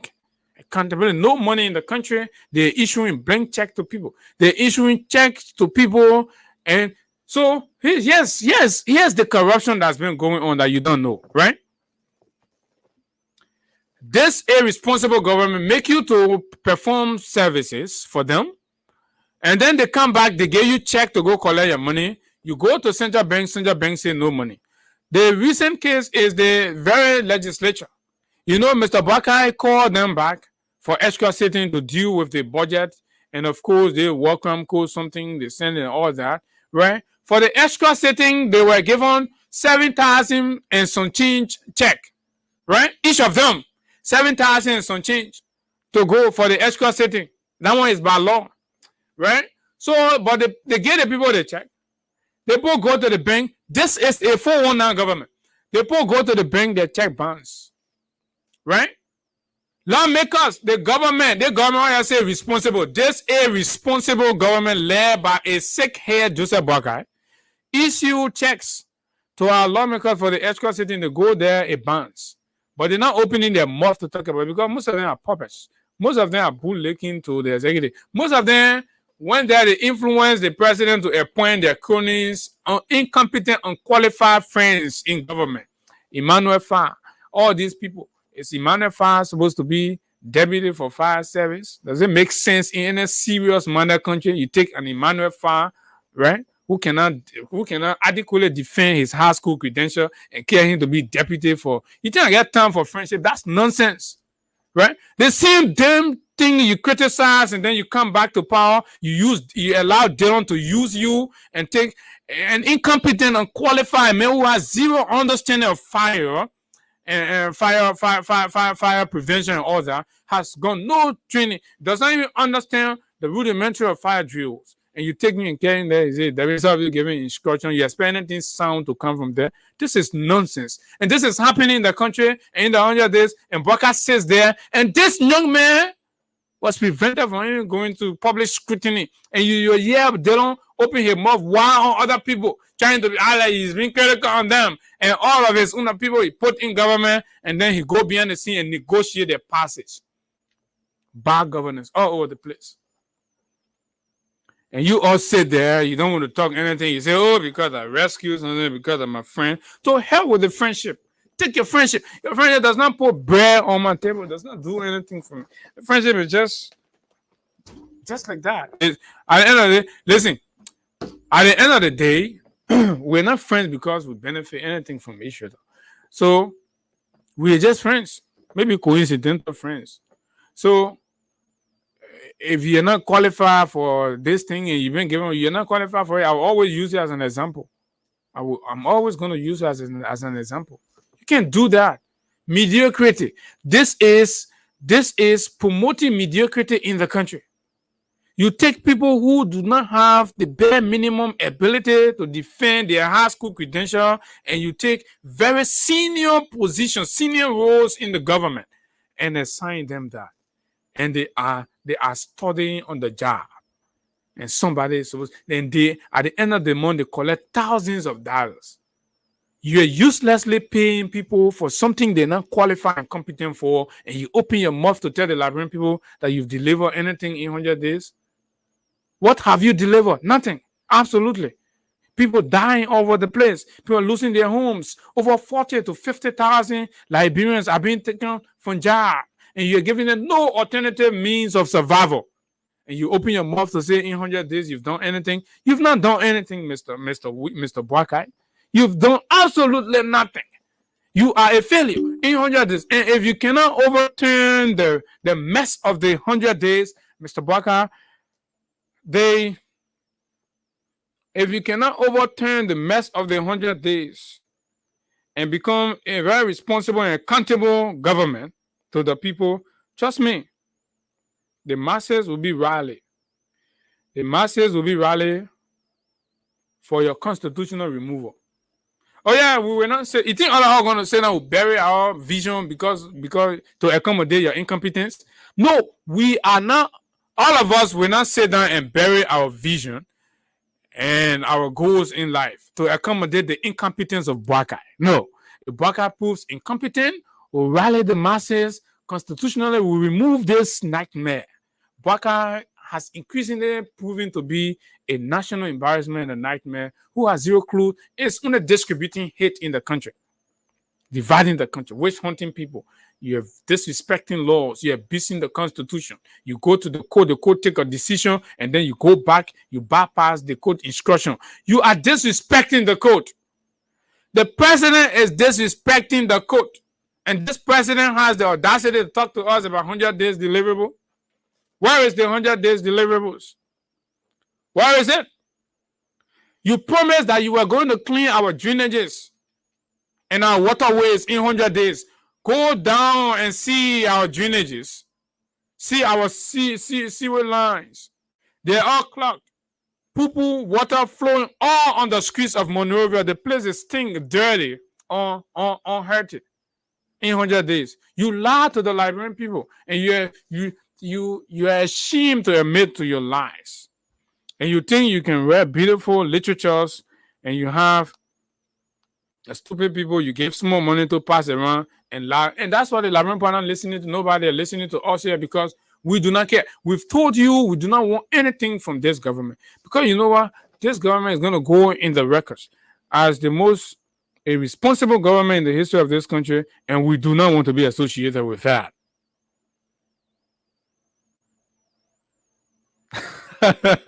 I'm telling you, my man. Yeah, my man, the thing just happened, but thank God we thank God we are back.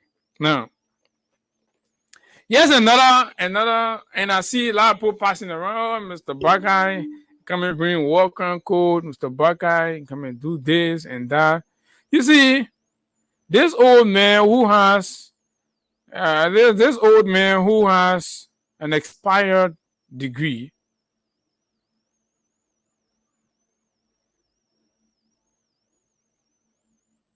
right? This old man who has an expired degree, who, I mean, actually has no clue. This man is a puppet. Mr. Buckeye is a classic definition of a puppet president. He just sit there. All he cares, they give him food, they give him this, he pass around, they point, he pass around. Nothing. He sleeps all day. This man sleeps on the prayer. You can't make that kind of embarrassment president of the country. I want to look in Buckeye's face and tell him that he's a national embarrassment. Why did you accept this? Why did he bring us here? Mr. Buckeye, we will not stop discussing you until you leave the presidency. And I want you to stay on up to 2029. Even though Jeremiah Kuhn, Yomdi Kanga Lawrence, and Prince Moe, they've been having meeting to remove you from there, or to have you retired so that they can take over. Because they themselves know that you have deficiency. But our prayer is that you will remain strong. We pray to God that God will keep you strong, because we won't deal with you every morning. We won't deal with you every morning. We want to expose your ineptitude, because we told the people that you were inept, you are unqualified, you're incompetent, you have no experience, no viable experience, you have no exemplary leadership records. We told them, they did not listen. So we want the opportunity every morning to dig in your incompetence and expose it to the Liberian people. That's all we want. So we are praying that you will remain there, because the more you're there, the more we will dig in and expose your incompetence and your ill decisions you take as president. Then at the end of the day, we are validated sufficiently.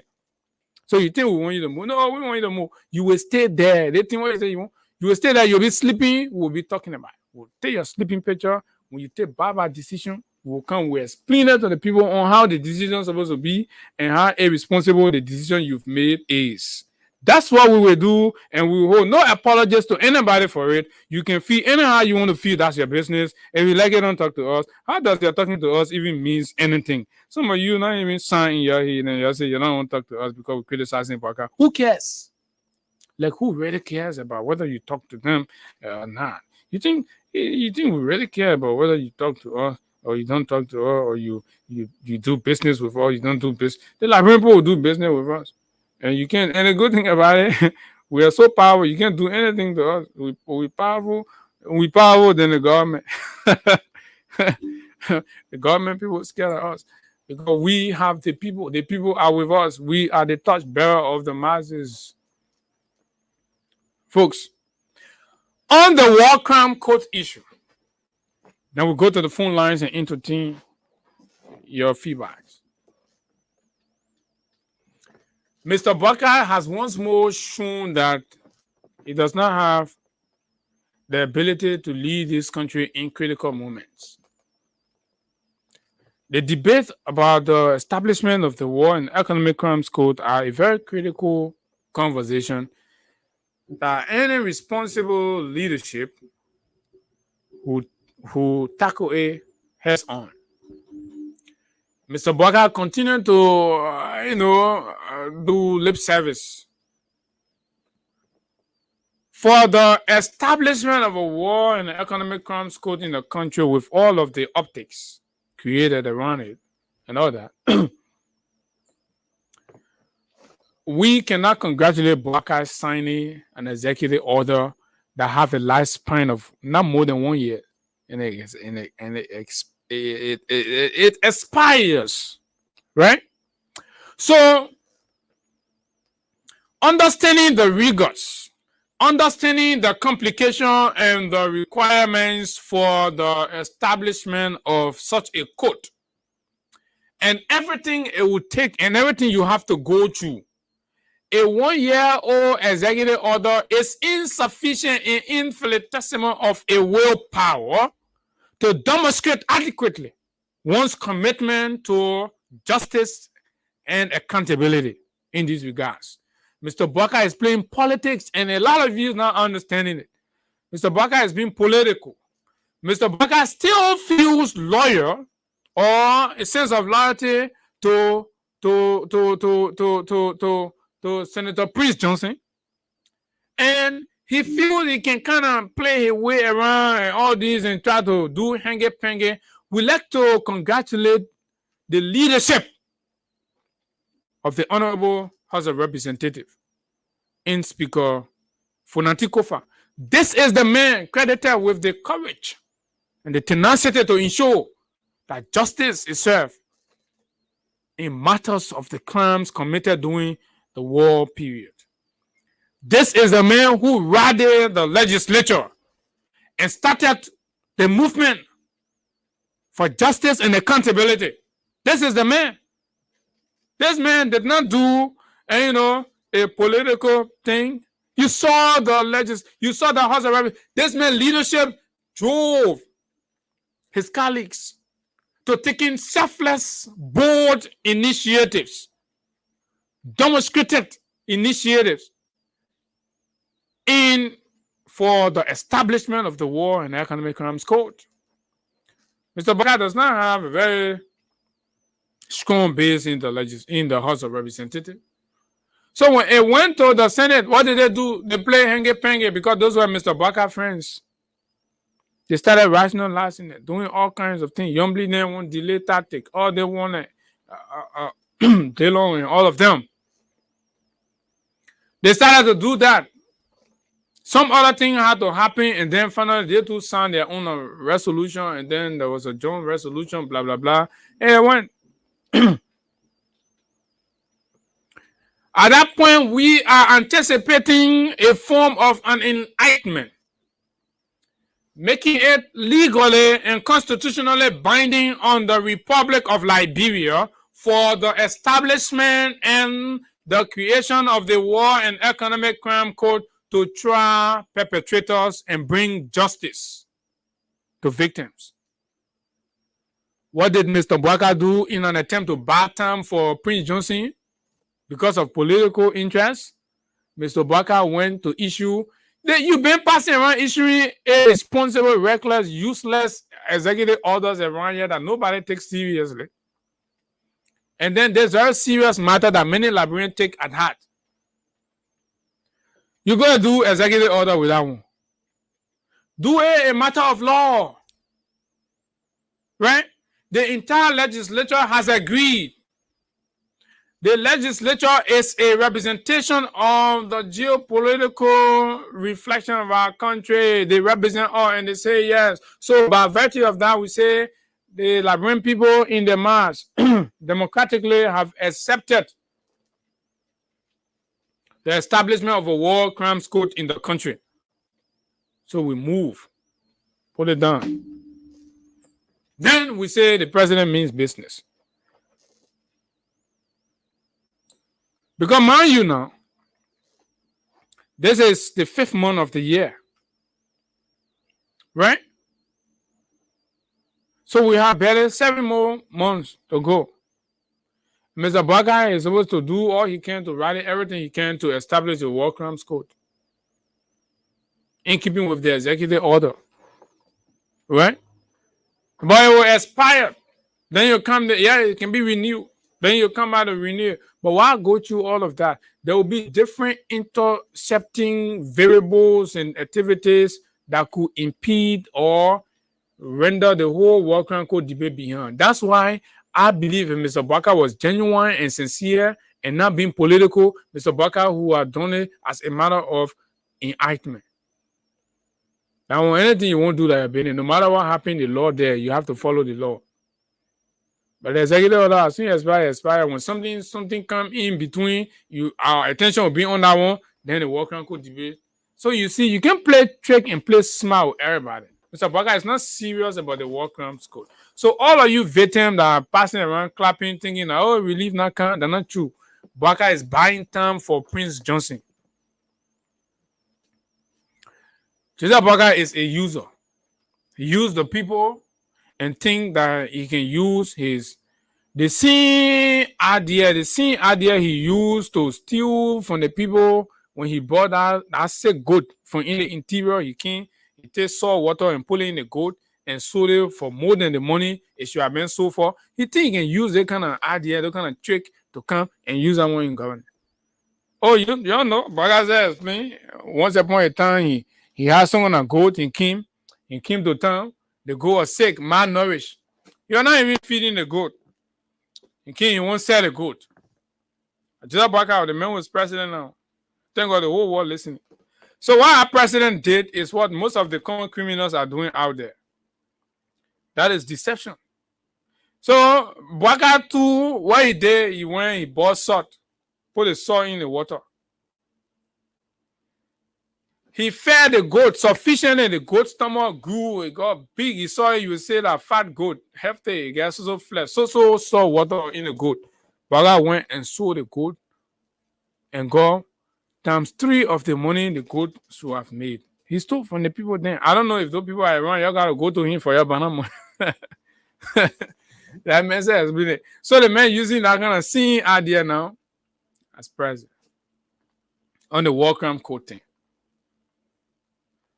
So those of you interested in the war crime code will have to keep your eyes on the ball. Support it. I have told you that I have rescinded my support for the war crime code because of the fact that it does not come across as an independent national quest. It comes to me as a quest being pampered, sponsored by people who have absolutely no business in our matter and do not feel the pinch and the burden of any harsh consequences as a result of such decision. Because yes, every decision has consequences. So if there's a harsh reaction, that those people will get on the plane and go to the US and sit there and be writing report why our people are dying. Right? So all the ex-rebels that have kind of transition their lives. Some of them are on the gold mines. They're doing different things. They're into different other activities, but they know where they planted their guns before. If they start to feel targeted and witch hunter and blah, blah, blah, they go, even that for one day, they go dig those places and take their guns and start creating embarrassment. Allen Werner will not be. That's the reason I say me, my hand inside the Joseph Baka walk and Kobe. Because you know what? I do not want to be on record in this country for supporting any bad decision. Joseph Baka decisions are always terrible. So anytime I'm supporting something, Joseph Baka put it more inside, I will take my hand from inside. Anytime I am genuinely supporting things in this country and Joseph Baka put him off there, I will take my hand from inside, I will leave it with you. And that's the same thing I am going to do with this war crime code thing. We were having our genuine and sincere conversation about war crime code establishment. Baka now allow himself for Allen Werner to use it to put their more inside. So me, I leave it with them, will be looking at them. So the day it backfire, I will sit down inside and say, I was telling you, I ain't inside. Because Baka does not do things sincerely. No. Every time, even the campaign, this is why you see now people who supported Baka, the rescue children complaining. Because you know why? Baka are collecting money from other people and stuff during the campaign. So the people taking BB job, rescue people say, oh, and I with the one was on. This is it. Baka does not do things free. So Allen White then they have the courage to be challenging, issuing statement. We play all the thing there. The Baka must ensure the war crime code. So he is bowing to pressure. So am I aware of the arrangement? I do not have it. I do not have the details of the arrangement between Allen White and his organization in Baka that's making them to mount more pressure on Baka. I'm gonna just join and start supporting it. You think I get since they hear that on my head, I beat it. They think since they sense that feeling full on my head. I'm gonna just see Baka who degree very old and that.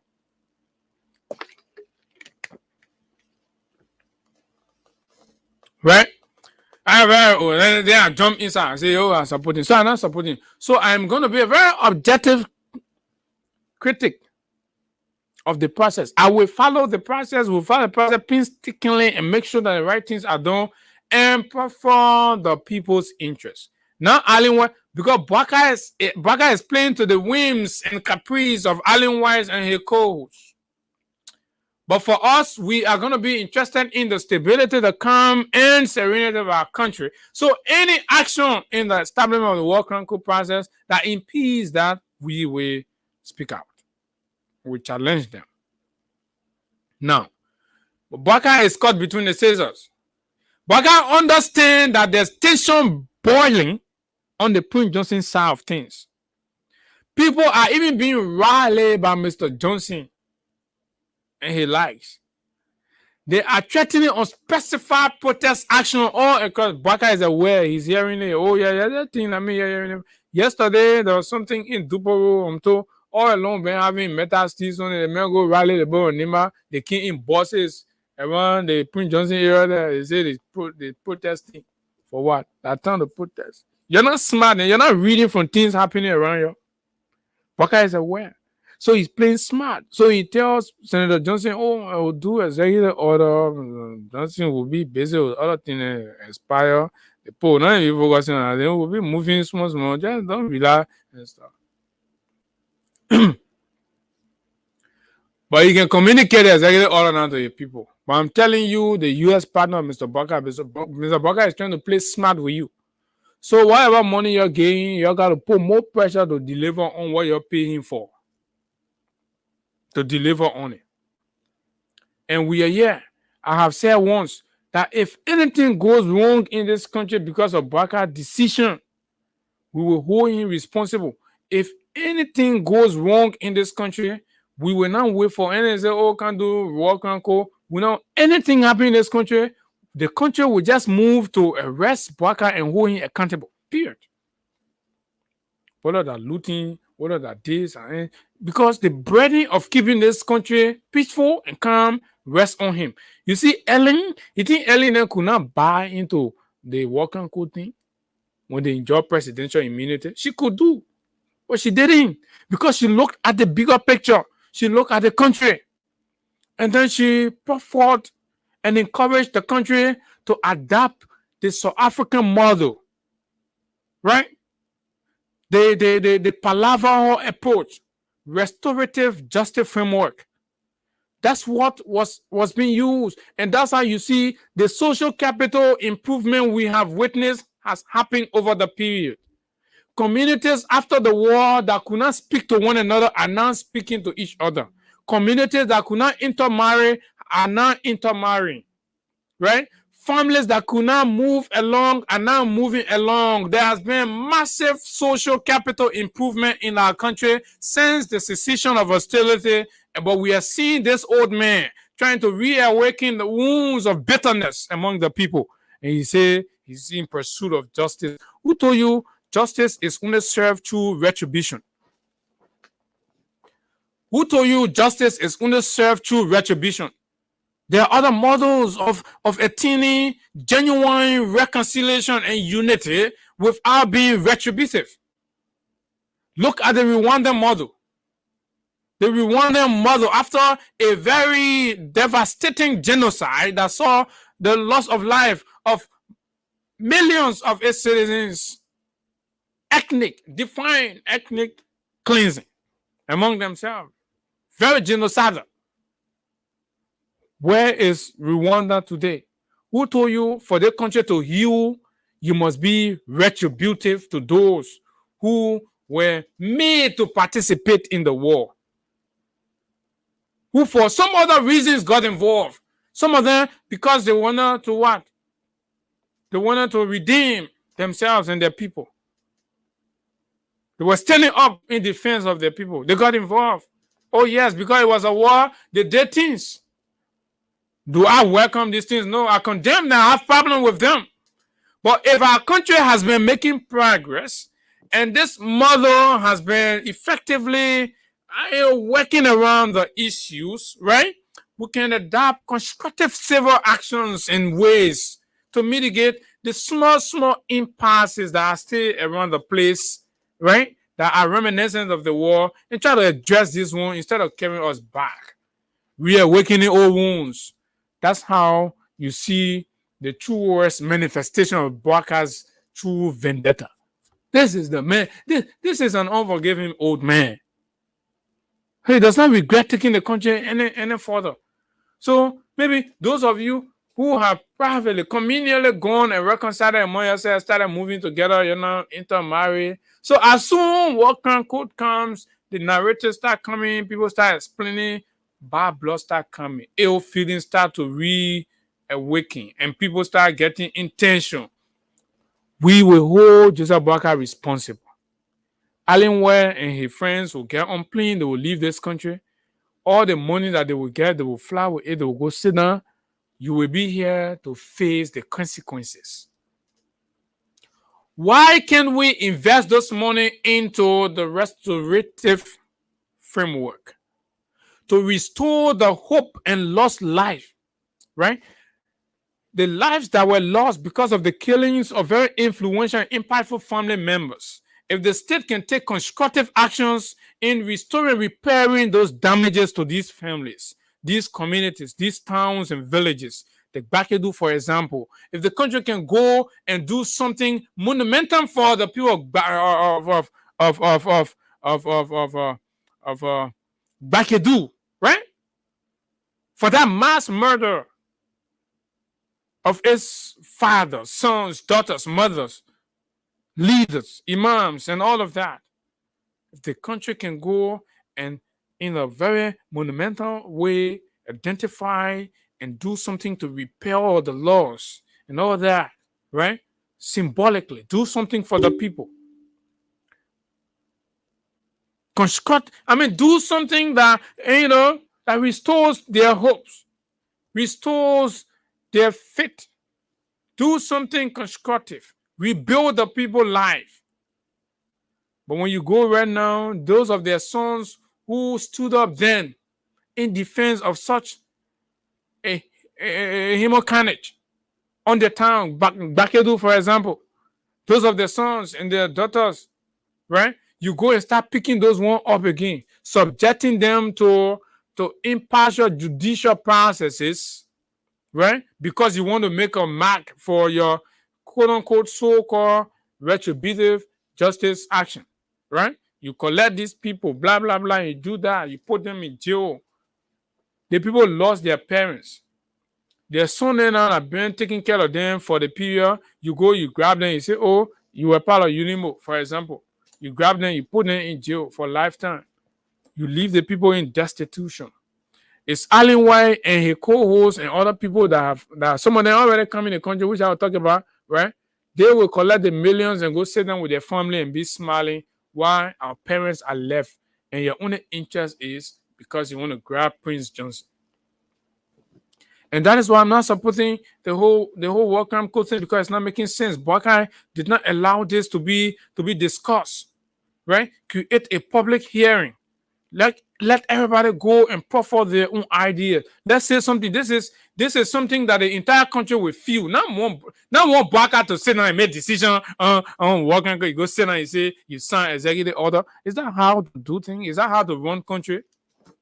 The consequences, the aftermath, the effect of that decision. You think that Boakai will feed it? You'll be feeding on taxpayers' dollars. What families will be there grieving, right? People supported you, yeah, right? And this is what you have to pay them. Huh? Check the whole TRC recommendation list. You see the names of the people, and you see some of them, cabinet general, were all year passing around talking terrible things about George Weah for Boakai. They say, Mr. Janet, you say George Weah then remove you from on the bench.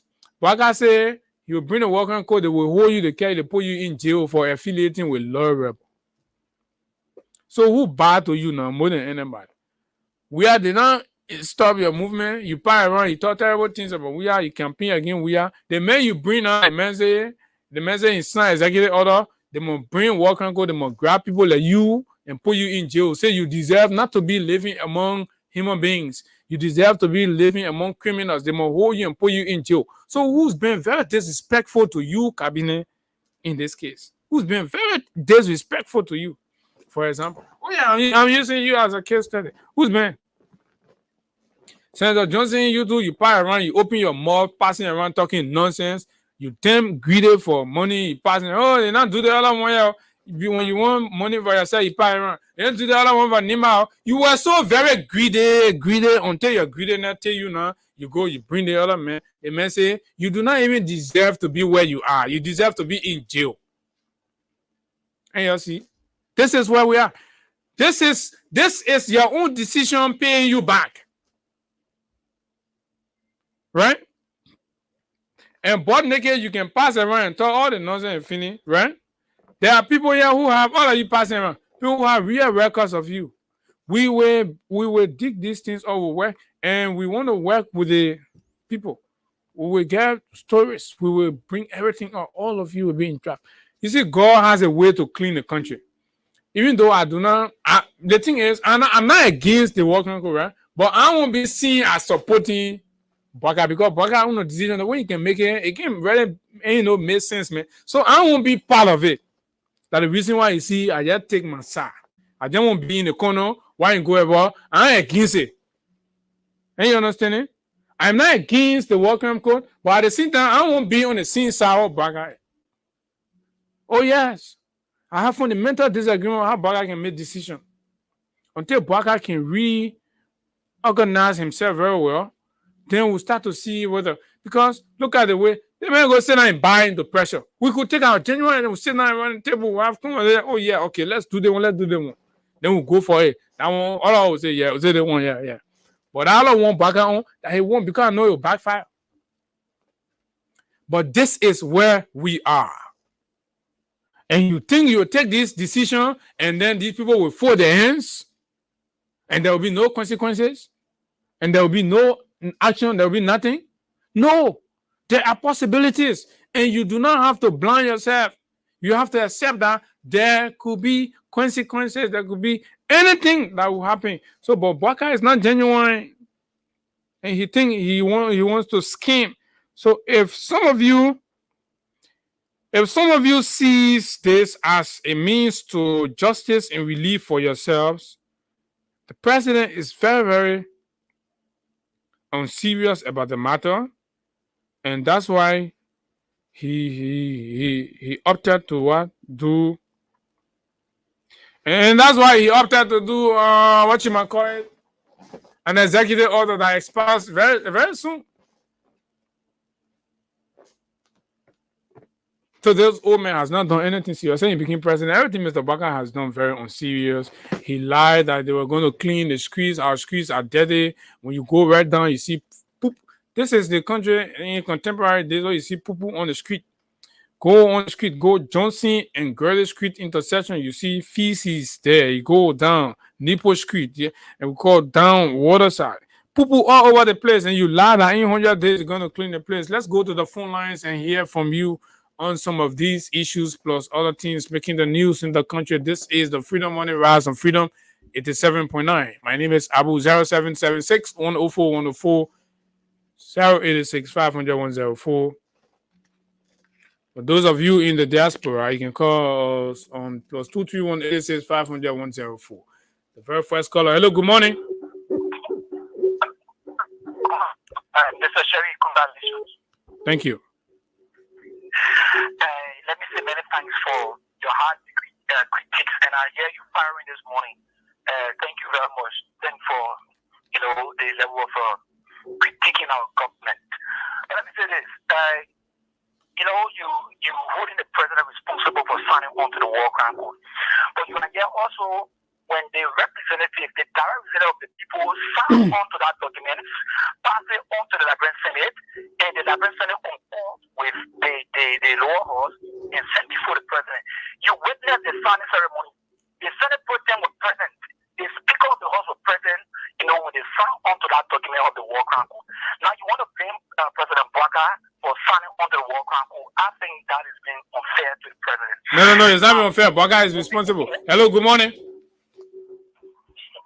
If anything happens, listen, if anything happens wrong with this whole process of the war crime code, we hold Bwaka responsible. Hello, good morning. Good morning. Hello? You're live. Go ahead. Good morning to the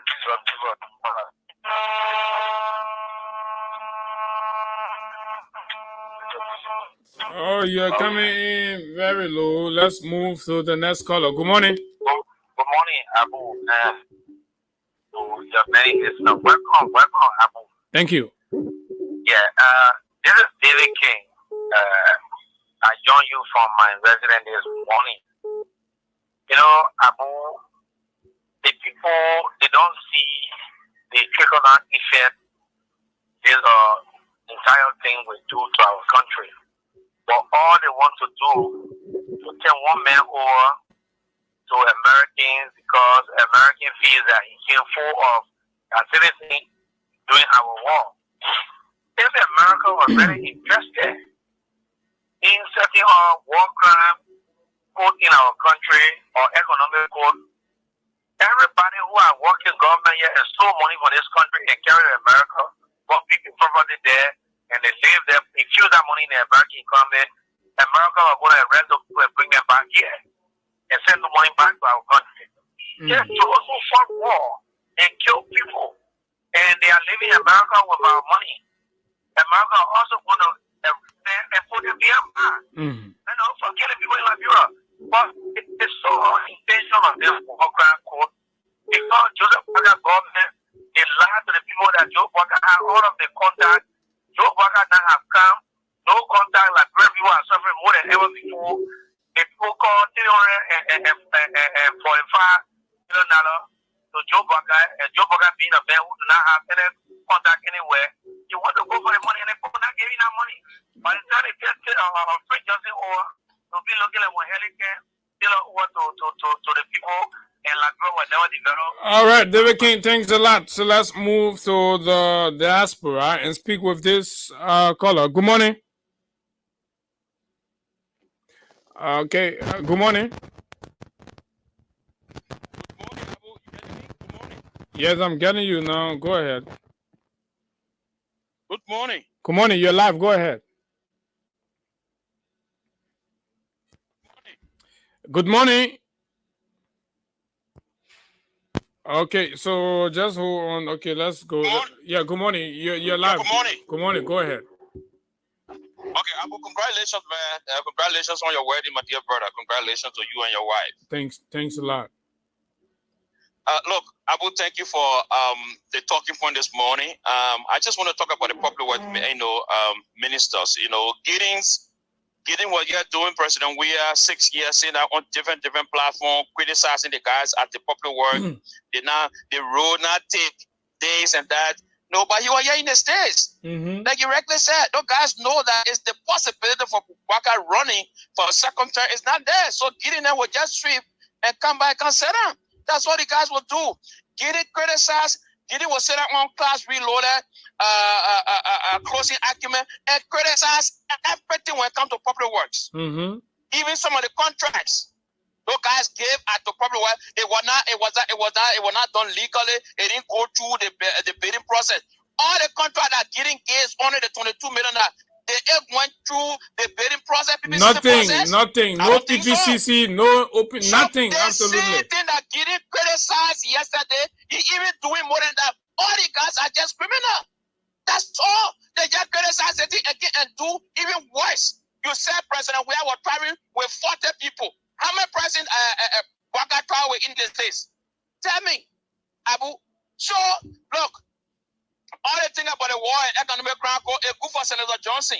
I don't feel for him. Oh no, nobody in the Rama should feel for him. A love for money brought him to where he is today. A love for money. He will not see the general good for the Nemadians and the people of Liberia. He will only after money that he can put in his pocket. So thank you, man. Look, I don't have respect. Thanks a lot, Amos Morris. Well, let's take Amos. Amos, go ahead. Good morning. Man, congratulations, man. Thank you, my brother. Yeah, you make me happy. That's what make you a man. But anyway, I'll go to the topic. Listen, man. In how much I don't like the tune Senator Prince Johnson speaking, but this man always sounding on some issues that need to be looked into about the war crime code. One have to do with the Rome statute that was signed in Japan. Two, the amnesty that was granted to the warlords during the Accra Peace Accord. What are the legal minds people doing or saying? Now that the president, even though the document that was signed by the president is not Amos, all of those ones are things we've read, but I don't want to let it be Prince Johnson business. There you go, hire lawyers to go talk to one. No, my man, that's the man business. The man saw these things here, he read them. Mr. Baga told him bringing war crime code, and he supported Mr. Baga. Yeah, I agree, but we are looking at the legal side of our country. Okay. Liberia is signatory to most of these documents. So how can we now advocate for a war crime code and not repealing those laws that were passed in the past? Okay, so when the court gets established, and Mr. Johnson is invited, then his lawyers can make that case. Let his lawyer go and make the case. I agree. Okay, now with the issue of the 22 million our wasted on the die road during the rainy season. I've been a road construction guy as an F1 supervisor for one of the billionaire companies in the world, BHP Benetton, that we operated in 3 counties that were Grand Bassa, Bonn, and Lima. We built roads during the rainy season, but because there was a construction road, not public roads, yes, you build a road, but not public road. Even when that money was given by the legislature, I even called on one of the shops, it was Freedom Hub. I said, why would the legislature approve such a money at this time? The rain is already up for road building at this time. It was not necessary. And here we are. The road is fixed right now. All the cars are now sliding off the road because the rain is already there. Oh yeah, there was that. Let's spray me money. Yeah. The funny thing about it, I listened to the public works minister criticizing the whole president, saying that it was not possible in 100 days to build all the roads in Liberia. But then you, the advisor to the president who served as a minister, why you could not tell the president that Mr. President is not possible? Because you that time he wanted a job, so that man who was so desperate for that job would never have advanced. Hello, good morning. Yeah, good morning. How are you, sir? Fine, let's hear you. Yeah, thank you for the discussion. I'm very sorry that You've not called your name yet? Oh, sorry indeed. I'm Magia Anthony Conway, no activity from Lofa Bridge, Rakema County. Lofa Bridge, go ahead. For the case of the World Cup in Liberia, yes, indeed, everybody will accept it, but there must be something that the Liberians and the leaders should put together and discuss it. It will not be up based on somebody alone a decision. When we look at any of our surroundings, look at Africa. Yesterday they were independent. See how much developed they are. Look at Ghana. Look at Nigeria. What are some of the impacts that we are getting from America? Oh, say look at Guinea too. Don't leave Guinea. Oh, say look at Guinea. Even Guinea making progress. Look at Guinea. Look at Sierra Leone. So see the kind of improvement that is there. And we are not saying anything that America is doing in this country. They were looking at America to overshadow us on everything. Well, next year is getting to the woman. Let him do whatsoever he wants to do. The man will spoil the country in 6 years. Hello, good morning. Good morning. Good morning. Good morning. Yeah, my name is Bakasi. We are calling from District 13, Jefferson. Yeah, I just want to bring some attention. I don't know if you came across the audio clip from that Patrick Wonaman. The man who is the government official personally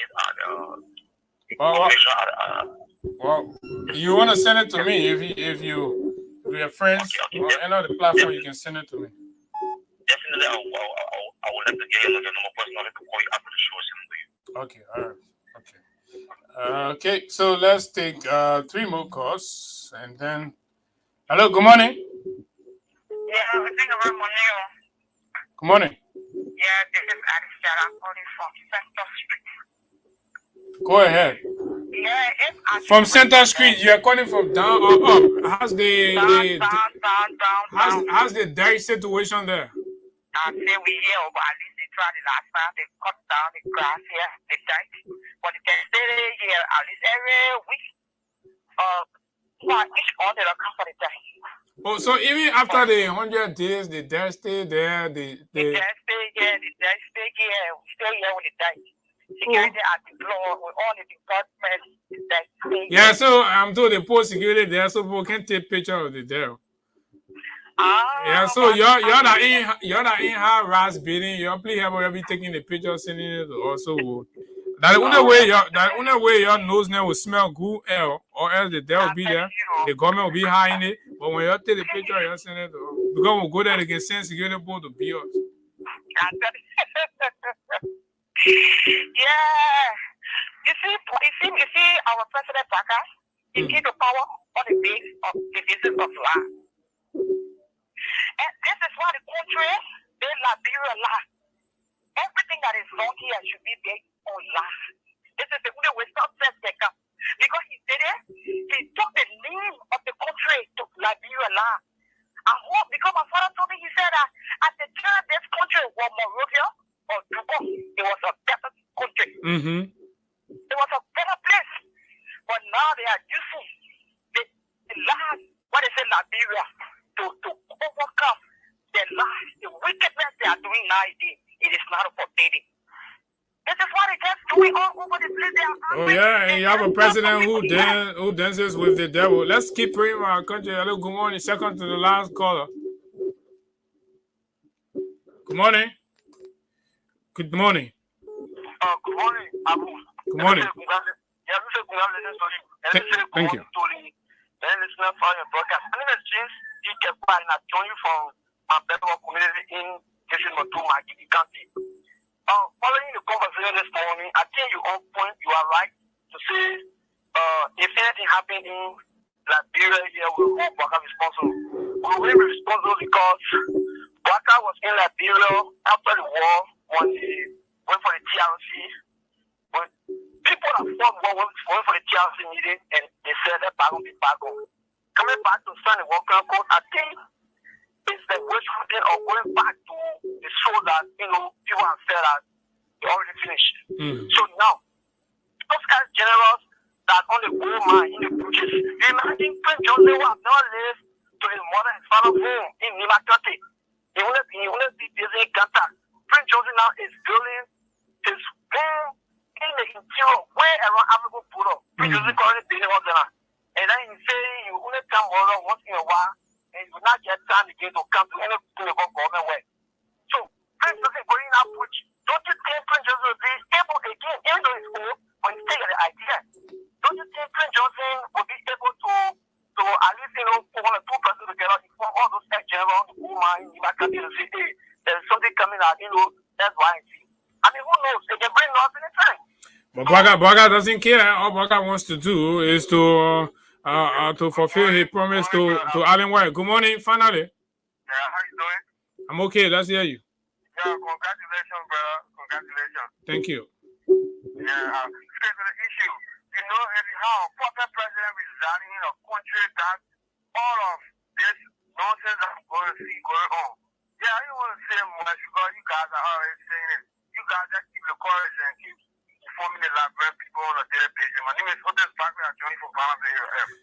Thank you, Otis, and to all of you. Listen, if you mesmerize your anger in the country, the government will lie to the world and make it seem like you're satisfied and you're pleased. So every morning you have to take your telephones and call and register your displeasure with the government, and you do not have to sleep on your conditions. If you are suffering, you have to wake up every morning, find one radio station, take the telephone call, and communicate it. Because if you keep silent on your problems in the country, the government will lie on it. The government will use the fact that, oh, you're saying that you're not talking. The government will make a story. They will lie. They say, oh, the Liberian people happy. So this is the reason why you have to wake up every morning to say what you have to say that's happening in your country and that's happening to you. I'm not joking. I'm serious. I'm dead serious about that. And I believe that all of you must do it. All of you must do it. You must wake up every morning. There is something, you know, the president is out of the country, and today he is supposed to be addressing, I don't know whether that address or he's supposed to be sitting down with some high school children. So I have this. So Mr. Baga is supposed to be addressing a panel. He's supposed to be a panelist on a food insecurity. I don't know, it's a conference or it's a dialogue. Corporate Council on Africa. So Mr. Bagai presenters include, but let me just give you the profile. Let me tell you why Mr. Bagai took up to 30 people out of this country, and they're spending millions, and they're residing in some of the most expensive hotels now, and they're there while we're here. We are suffering. The people, some of you don't have food. And if they say that's not a serious thing, Mr. Bagali will understand, because, you know, yeah. But just for Mr. Baga to go sit down with junior government officials from other countries and organizations, here is the team of people, Mr. Bagai, on this 7th day of May 2024 at about 2:00 p.m. I know whether it's Liberian time or it's US time. The topic is food insecurity to thriving agri-businesses. Yeah. Very serious old man. Number one, the panelists to discuss this topic. The first is His Excellency Joseph Boakai, President, Republic of Liberia. Number two is Honorable Sam Kaweli, Minister of Agriculture, Republic of Malawi. Malawi say for this kind of forum, even their vice president is too important to go sit down to this kind of place. So what they can do, they can send their Minister of Agriculture to go sit on there. But because I own a president, say he became president, no son president come to the country. Nobody has extended him invitation from any son country, nothing. He's been desperate just to be seen as traveling, so he joined poor people behind him to go sit down with ministers when he could just send his agriculture minister to go. So then the third person is Honorable Zoshet Turismo, Deputy Secretary, U.S. Department of Agriculture. Not even the secretary, but the deputy. That Mr. Baka co-panelist that he appeared in here. This is how the old man has reduced the presidency of the country. That the people are going to sit down with. He even sent the agriculture minister to go to the kind of place. Right? That Mr. Baka going to sit down there. So all the other people that go, all of them useless. They're just passing around, wasting the country money. That Baka going to sit down with these people. The next is Xavier J. Margaret, President and CEO of ACDR/VOC. They want a civil society organization.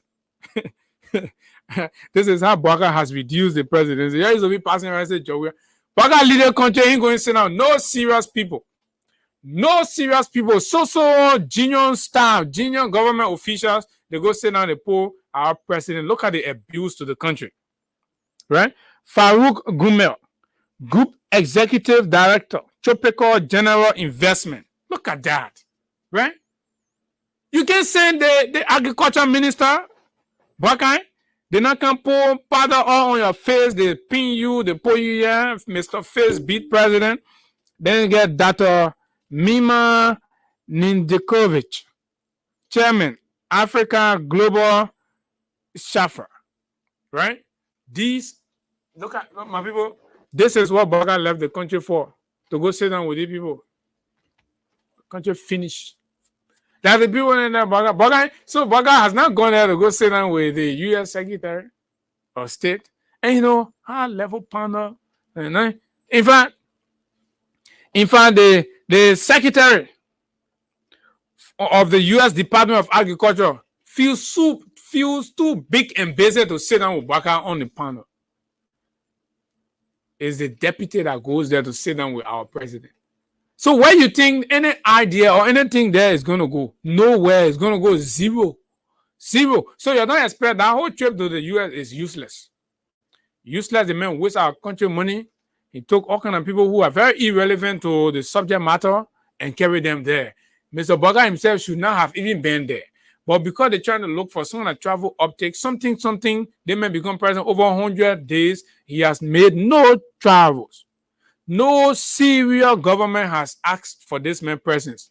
No Syria president has extended invitation to see this man to have conversation. Nobody has paid him any responsible courtesy visit. This is where you brought the country, and the country is on, autopilot.